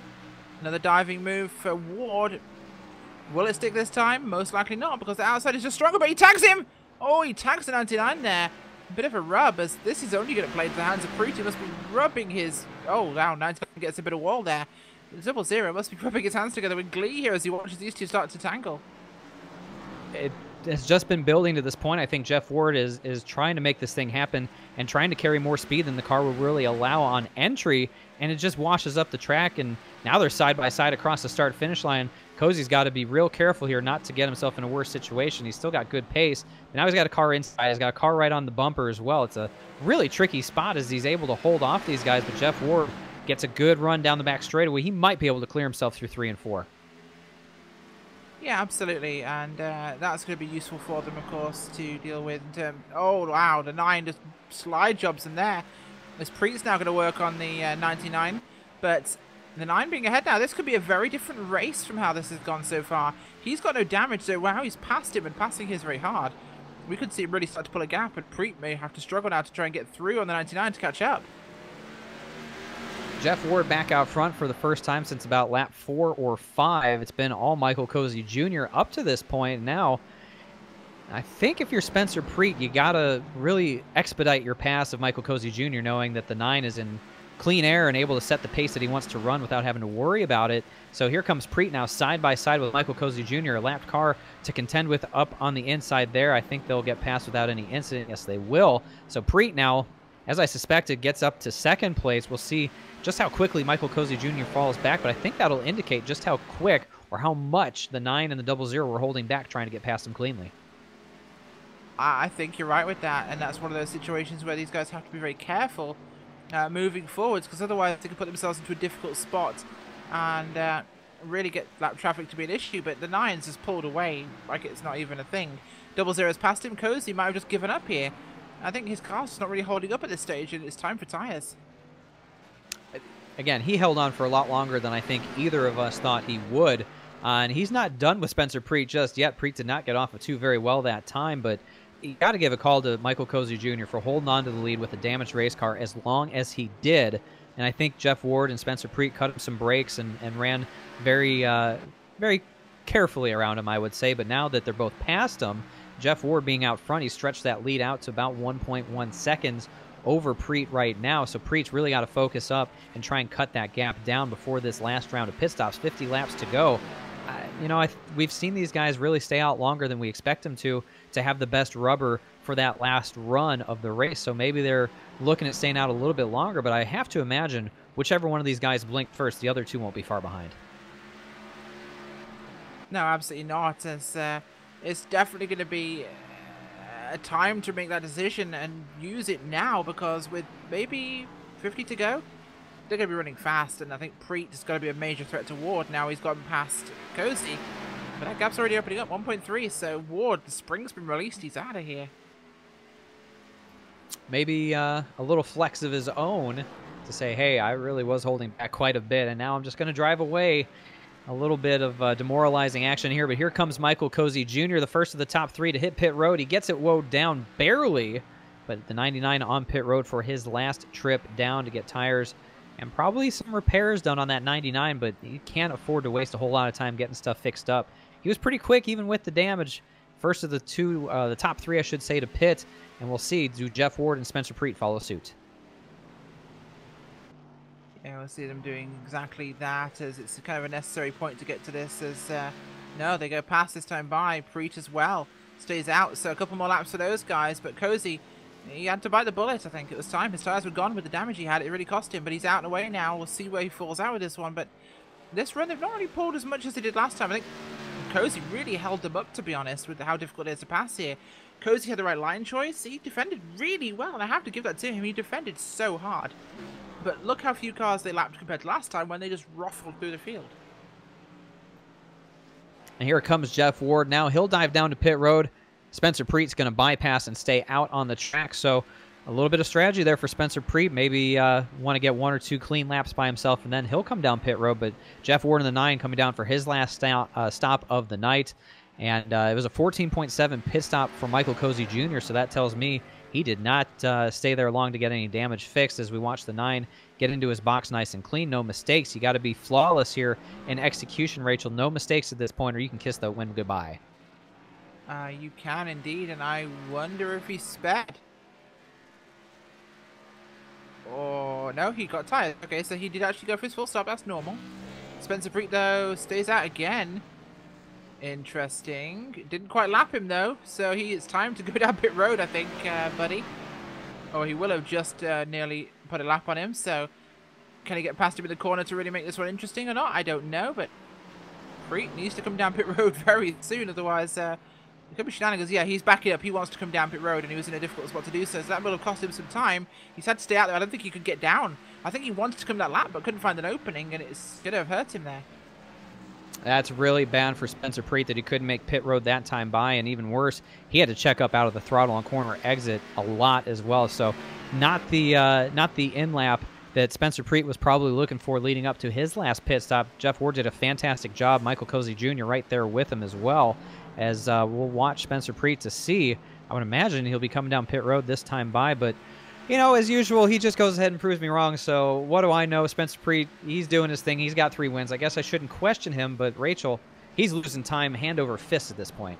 He is. He has to come down pit road now. It's kind of a given. I think he's been hoping for things to maybe get a caution and be the leader at this point, but nah. Come down pit road now. It is time to say, yeah, enough's enough. I need those fresh tyres, because if I want to get a chance of winning this thing, it's time to come. Although, I think he thinks if he stays that a little bit longer, he might have some really good tyres to take this to these boys, but says that again, he has got a little damage on the front corner as well, so a lot of these guys have tapped a wall or two, and it's not unusual to clip that wall on the backstretch, but you've got to be careful of one thing. There's a gate on that backstretch where the road course leaves this track, because this is one of the few rovals where the road course goes outside the oval, not inside. In fact, it's the only one. To be quite specific, you see him driving past it there, but if you clip... here he comes, he's coming down pit road this time by. If you clip that gate on the outside stretch, you will stop dead, and your car will be destroyed, so you've got to be careful if you do run into it as he comes down pit road for speed now. Last of the leaders to pit here, Spencer Preet stayed out a little bit longer than we anticipated, lost a lot of time on track as well, as he was running about 1.5 seconds or even 2 seconds slower than that of Jeff Ward and Michael Cozy Jr., as there's probably about 1 second or so between the two of them on track right now. Spencer Preet getting his service. Right side's done. They'll move over to the left side and replace the tires there, but I am hard-pressed to believe that even with the fresher tires and the amount of laps that he didn't come down and pit in the differential there, he's lost so much time. Back. Yeah, he's going to be way behind. I just don't see it, but, you know, I should know better than to doubt Spencer Preet. Oh, it's way further. It's way further back. Leader Ward now is in 3 and 4, and he's on the backstretch, so he's lost a good 7 or 8 seconds, I think. Timing and scoring coming up to speed here. It looks about 9 seconds right now live as they run. So Spencer Preet, the good news is he's got a very clean racetrack in front of him. He doesn't really have anybody to worry about. So he's got to put his head down and run 40 of the best laps of his season if he's going to try and reel in Jeff Ward and Michael Cozy Jr.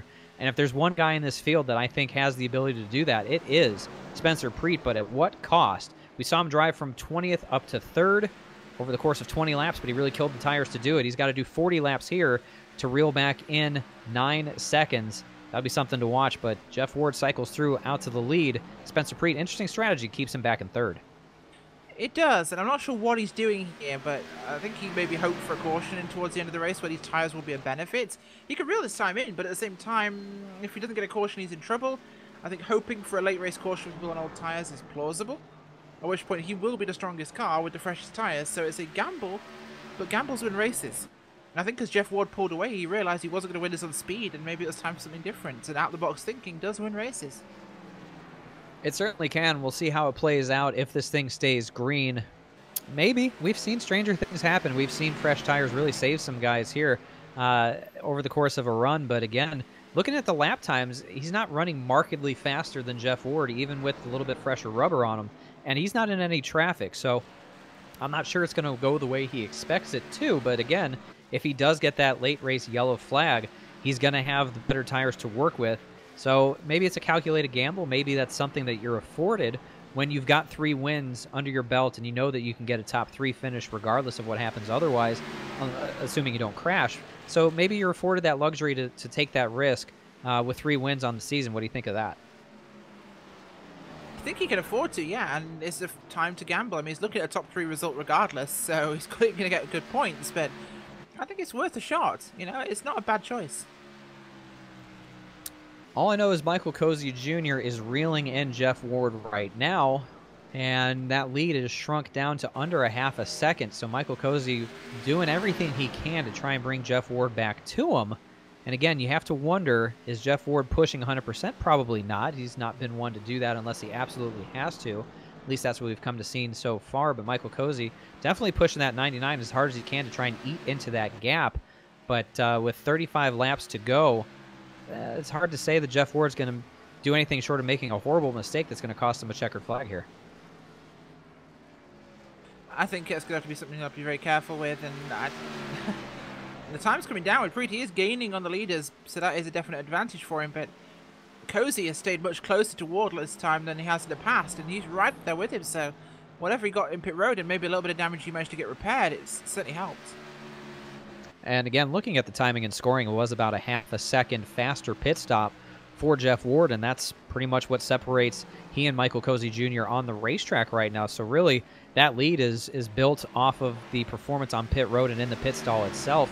Spencer Preet at a 14.6. So Jeff Ward did the best job out of the top 3 on pit road, and that's why he has the half a second lead right now. And that's really all on the driver, getting on pit road clean, getting into the box nice and smooth, and getting off pit road and up to speed very quickly. So a job well done for Jeff Ward, and he's got a 3rd win in sight here. He's got to complete another 34 laps to get it as they work past Ryan Wash in the 38 once again. Derek Paulson, the next car to go 2 laps down in 10th right now. And as we look at the leaderboard, Mike Montesi is the last car on the lead lap in 8th place. So 8 cars on the lead lap, a few more than we saw earlier on. But Jeff Ward out there setting a good pace, and Spencer Preet's creeping in, I should say, ever so slightly. He is, and I think he's still going to have a factor, but it won't be a matter of catching him on the racetrack. He needs a caution to come out to play this game. And I don't think catching him under green flag conditions will be of any benefit with 30 to go. In 2 laps' time, I think he's going to struggle. You know, he's got lap cars to get through here, but he's not going to eat up 8 seconds in 30 laps. No way. We've seen stranger things happen, but I think you're right. Without the benefit of yellow flag, he'll be hard-pressed to make up that time as Derek Paulson moves over and lets the leaders go. But, you know, Michael Cozy Jr. holding out there a couple of tenths of a second off the back bumper of Jeff Ward. And, you know, maybe they are just that evenly matched. Maybe I'm giving a little too much credit to Jeff Ward, although I don't think I am, but maybe I am. I could be proven wrong. Michael Cozy Jr., a lot of motivation to get this checkered flag. He's led the majority of this race here tonight, far and away, and has given a great run, even overcoming the adversity that he faced on the racetrack, making contact with that slower car at our last yellow flag. But still, that 99 is running great.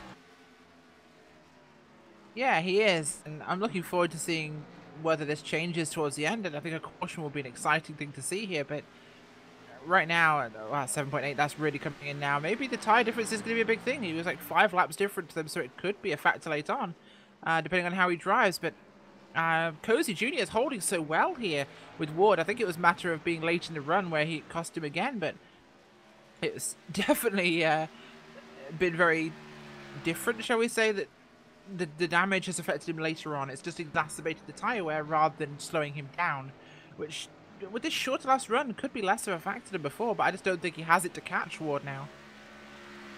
Now that gap is visually growing, as you can see it there, visibly growing, I think is what I'm trying to say. Growing up to about 7 tenths, almost 8 tenths of a second now for Jeff Ward, and that's really what Ward has done to this field for much of the season. He gets out front, and his consistency propels him to wins and podium finishes week in and week out, as he's able to just be so consistent, so smooth. Doesn't matter the type of racetrack, whether it's a 1.5 miles, short track, flat oval like here. It's just his strength every time he hits the racetrack, and it's so enjoyable to watch somebody be able to do that. But, you know, you look at a guy like Spencer Preet, who can seemingly match him lap time for lap time, take a very curious strategy like that and take himself out of a position to fight directly with him and try and do strategy instead. I wonder about that one here tonight.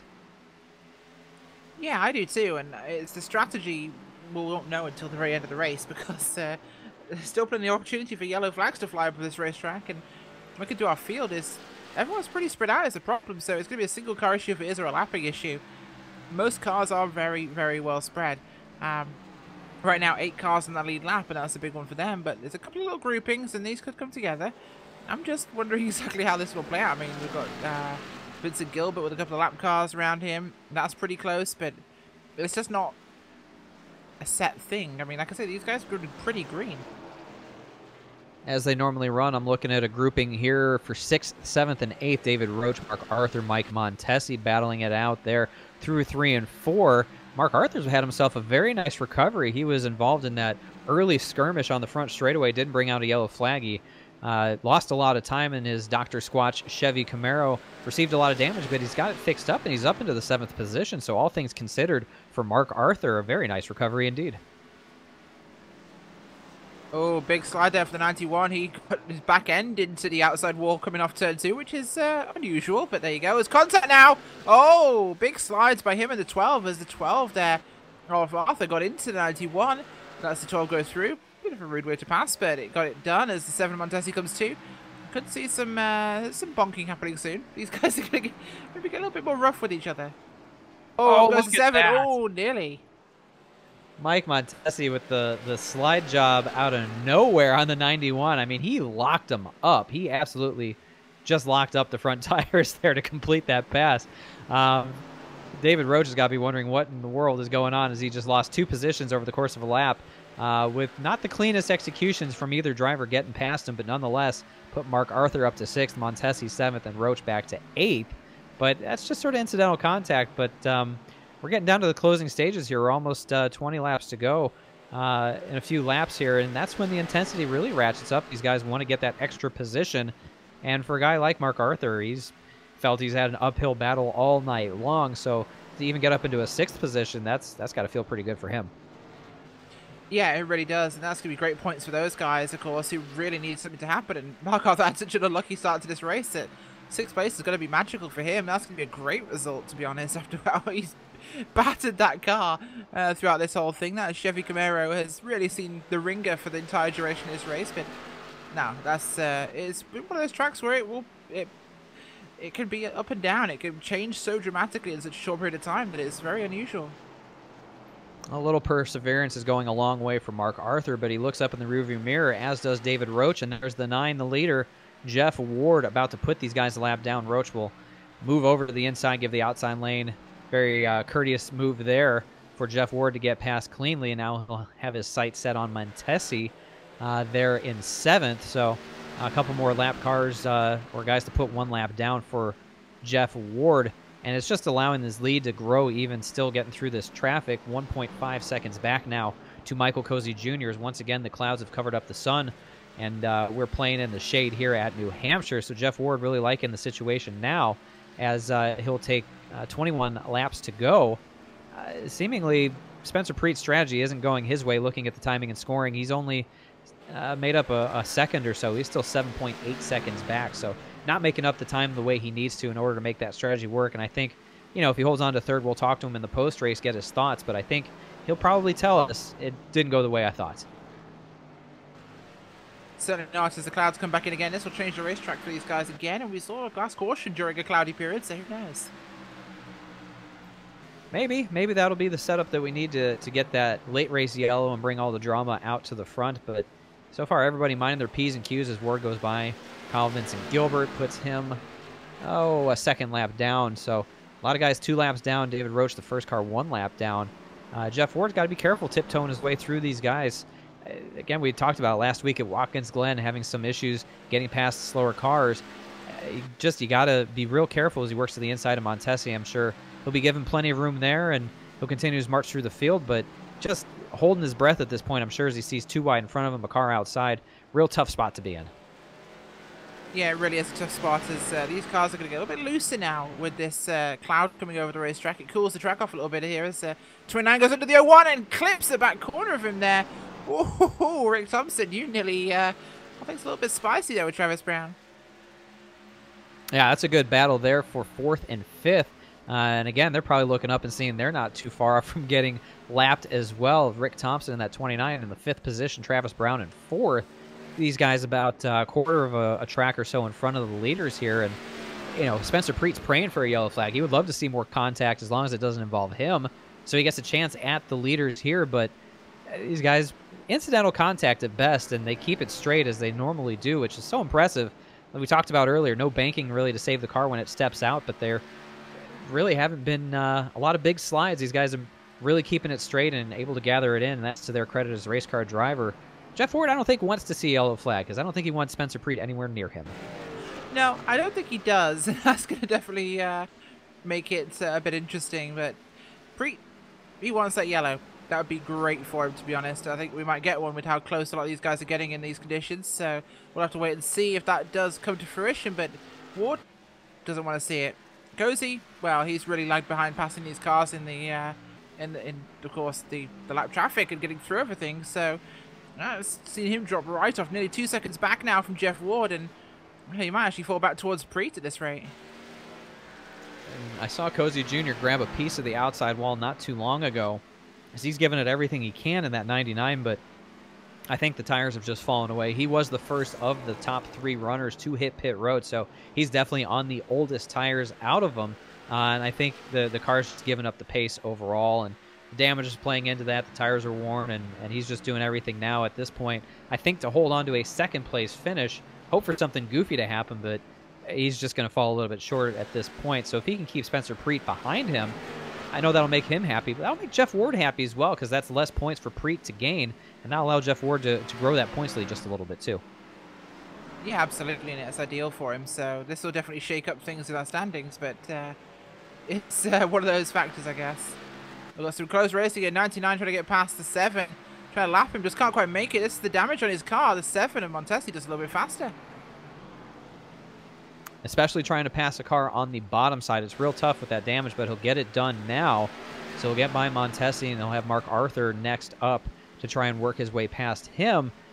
Spencer Preet, not really got a whole lot going on around him. He's still holding about 7.8 seconds back of the lead. So again, that tire strategy call to stay out a good 5 or 6 laps longer than Jeff Ward, really not paying dividends for him. And I'm interested to hear what he has to say after the race, if we do get to talk to him, of how he explains what he was trying to accomplish there and how he felt about the ultimate end result. But again, it's got to feel a little hollow knowing he was right there with these guys before the pit stop and put himself in a position where he wasn't even close anymore.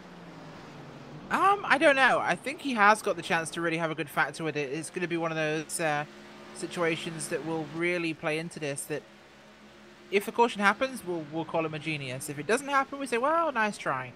That's what racing is. You've got to have these times where you really do risk it, and sometimes risking it's worth it. It's racing. Better now than later in the season, especially. He's only 5 points back of Jeff Ward coming into tonight, so definitely a lot of room there to try some strategy. Even if he comes out of here third as opposed to second or first, really is not a huge net difference in the end. More than just ego and getting a win, but the points are kind of minimal right now, as he'll maybe lose a point or two, but not a whole lot. Nothing that's going to upset his season by any stretch of the imagination.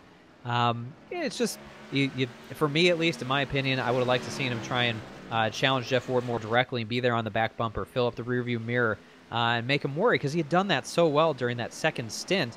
I don't personally like to see him take himself out of that position and hope that a caution saves him and allows the strategy to work, as opposed to what he said last week in his own words, earn it on the track. Absolutely, and earning it on the track's everything. And you know what? He's in a position where he could afford to take a gamble or two. He can afford to try some new things and see what happens, so I don't fault him for it. No, certainly not. I don't fault him either.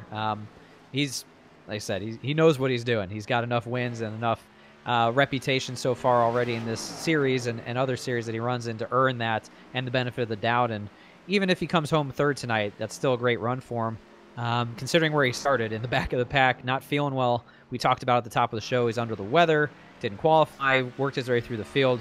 All in all, nice job for Spencer Preet, but Jeff Ward knifing through this field now has gotten past fourth place Travis Brown, so that will leave your big three as the only ones left on the lead lap. And Rachel, that's quite a statement right there.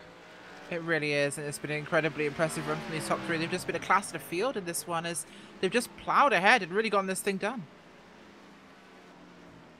We're approaching, what, 8 laps to go this time by for Jeff Ward, and en route to a checkered flag here for him, assuming nothing else changes. So this one's kind of flown by. They've done a great job here, as always, in the SESRA series, and Jeff Ward wasn't dominant early, but seemingly when the clouds come out, that 9 really comes to life. It really has, and it's really given a big advantage. That car just handling better in those conditions. It's really done a good job for him. Something that the drivers will have to continue to contend with as the season rolls on. Not quite to the halfway point of this schedule. That'll be next week. Will be race number 10 of 20. But shaping up for a really interesting and exciting second half of the season. Obviously, Jeff Ward, probably the top marks for the driver. Spencer Preet right there as well. But another win here tonight that will tie him with Spencer Preet for overall wins in the series. And there's a little point of pride in that, isn't there? I think there is, and you know, that's going to be a big thing for him in terms of his confidence for the rest of this season. And maybe having the most points helps you win a championship, but feeling good definitely does. Feel good, race good, feel good. I think the two are very closely intertwined, and Jeff Ward has looked very good out here tonight. The story at the top of the show was Michael Cozy Jr.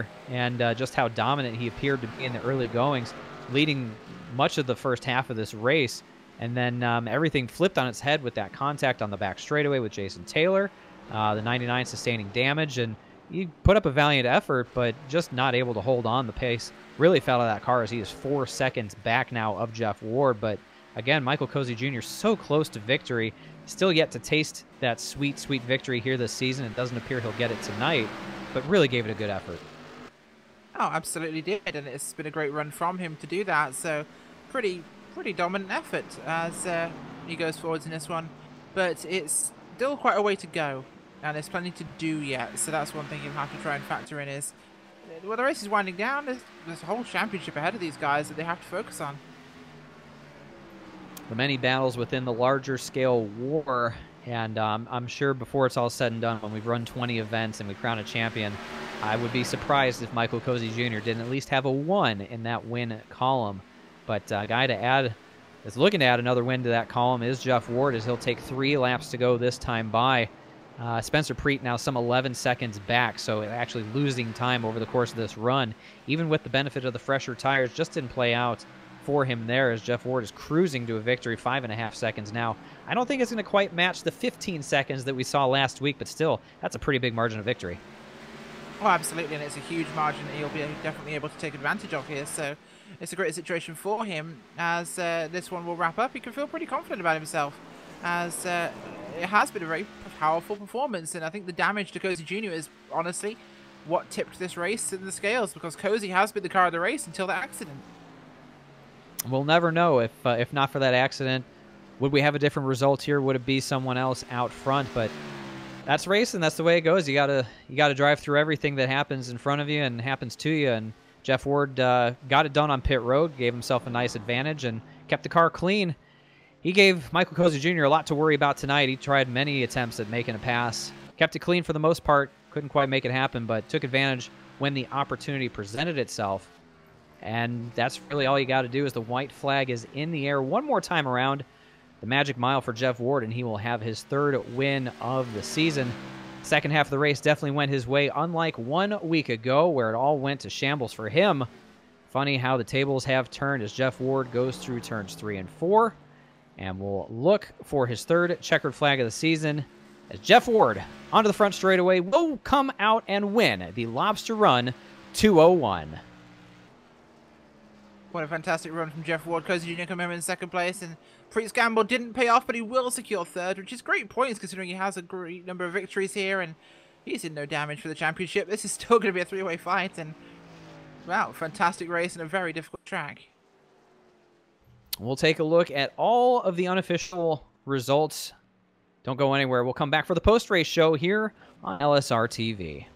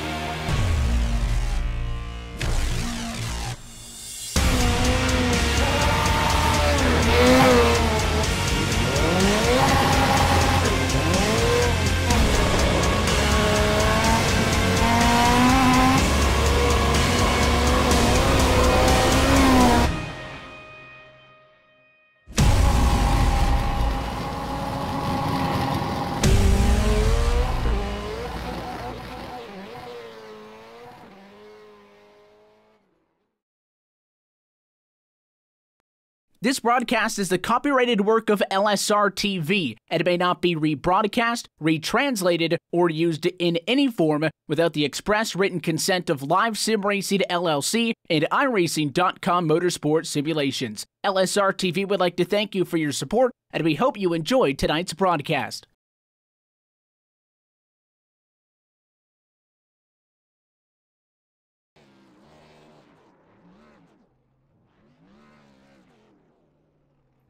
Welcome back to New Hampshire Motor Speedway. 190 laps are in the books, and the Lobster Run 201 goes to Jeff Ward. Let's take a look at your unofficial results. Jeff Ward takes the win by 6.6 seconds over Michael Cozy Jr. Spencer Preet comes home third. Those three drivers were the only ones left on the lead lap. Travis Brown comes home exactly where he started in fourth. Rick Thompson rounds out the top five.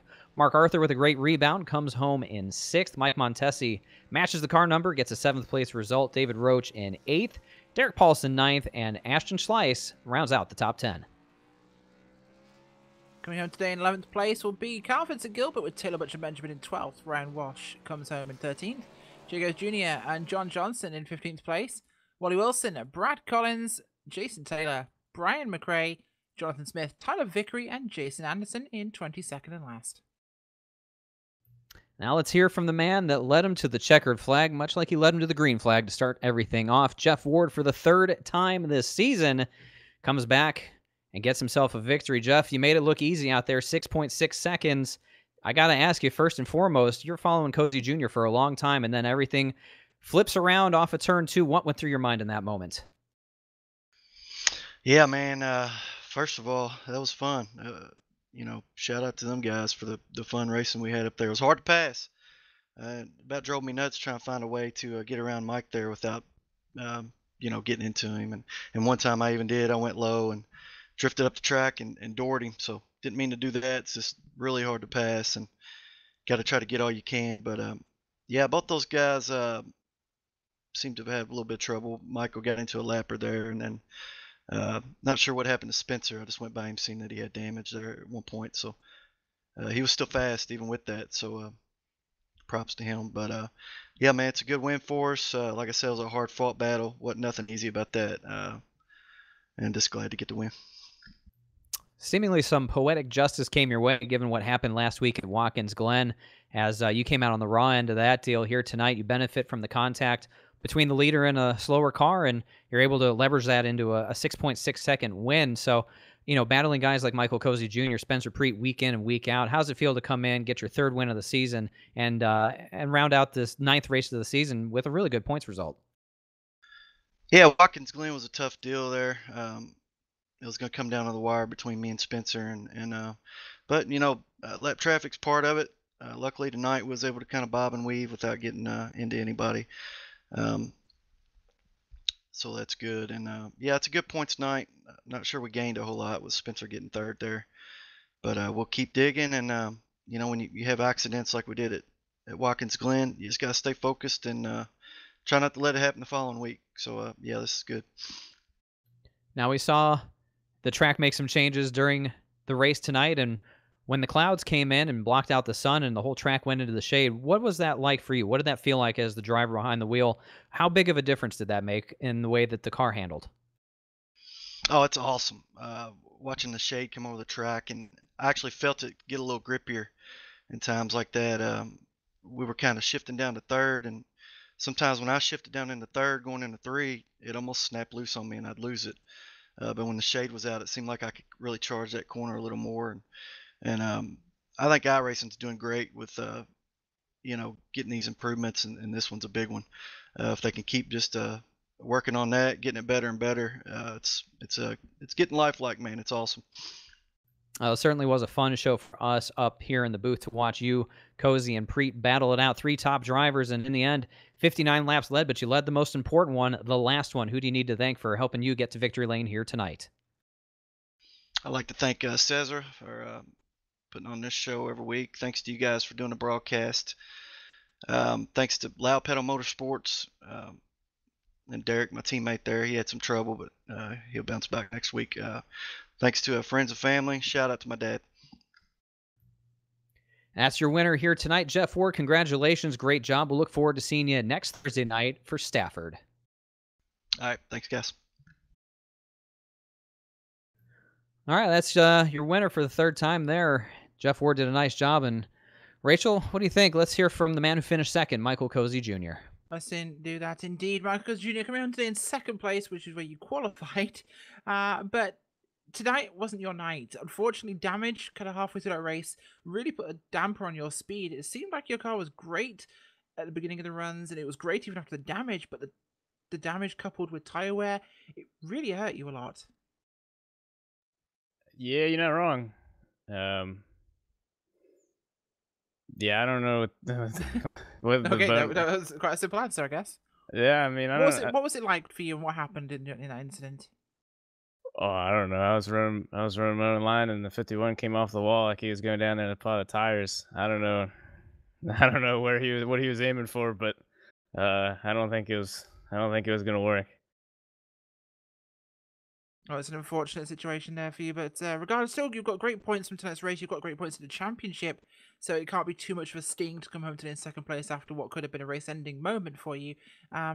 So good momentum going forwards. Anybody like to give a shout out to or thank?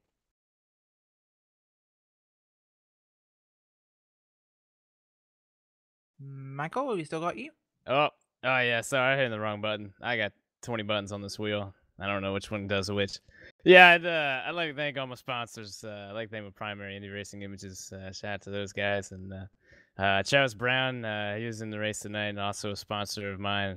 Motorsports Games, Cameron Kane, Hunter King, Miss Craft, Rick Allen, my man Marshall Newton for painting up the beautiful StarCon replica as well. I got Nats Dude on there, Elsfield, Jarrett. I got Steve, Matthew Hibbert, What Ifs, Spencer Preet, who lost his voice tonight. Also a teammate of mine. Tyler Diggin, we got Robbie on there, JJ Gaming, Blake Walker, Tanya on the back with somebody I can't remember his name right now, Brett, and I got Kevin Blanche on the deck lid. So shout out to my teammates as well, Mark and Gilbert and a couple of the other guys. I wasn't sure who all was in there, but thanks to those guys, and that'll do it. There you go. Well, thanks for joining us, Michael Jr. coming home today in second place. And next up, I believe, David, it's got Spencer Preet coming home today in third, standing by. We'll see what we can get out of him here. Rough night for Spencer Preet. Manages a third place finish. A little bit under the weather, Spencer. Let's hear it. Yeah, I just want to apologize in advance because I've completely lost my voice in the last 24 hours or so. I'm going to try to do my best here, but we'll keep it brief for you. That sounds rough. Wish you all the best getting better, but started from the back, passed a lot of cars in a short period of time, and made it real exciting. I just want to ask you the one big question. Talk me through the strategy there at the end of how you approached your last pit stop. Well, I think I blew it. I wanted to go as long as I could so I could have the freshest tires possible, but when Cozy undercut it, I was going to go the next lap, but I decided not to. I was just going to follow Jeff, and then I started losing a ton of time on Jeff, and then he pit. I was expecting him to stretch it even further, but he pit only 2 laps after Cozy did, so then I was just kind of stuck out there because I had kind of already put a number in my mind of I wanted to go to about 40 to go, and so then I was out there for another six laps just putting around, losing about a second and a half, 2 seconds a lap. And it killed me because by the time I came back out, I was, I think, 10 seconds off of Jeff. And I made up about 2 seconds in the next however many laps. But at that point, it stalled out. And the track completely changed, too, in the last run. The sun went away completely. And I was way too tight. I think that damage that I had on the right front may have really been hurting me there at the end because I just couldn't get the car to rotate anymore, even with the freshest tires. Well, he sure gave it a good run despite the bad qualifying slot and passing a lot of cars. It was very entertaining as always. Not quite a win. You got that last week and gave a good account of yourself here tonight as well with a third place finish. So I'll let you rest up and rest your voice and go get some chicken noodle soup. But before you go, who do you need to say hello and thank you to? Just shout out to everyone at Rebellion and everyone at SESRA that keeps this league running. Everyone on Cozy stream watching, and you guys for putting on the broadcast. It's always a pleasure to have you. We appreciate you coming on despite not feeling too well. We'll look forward to seeing you next week at Stafford.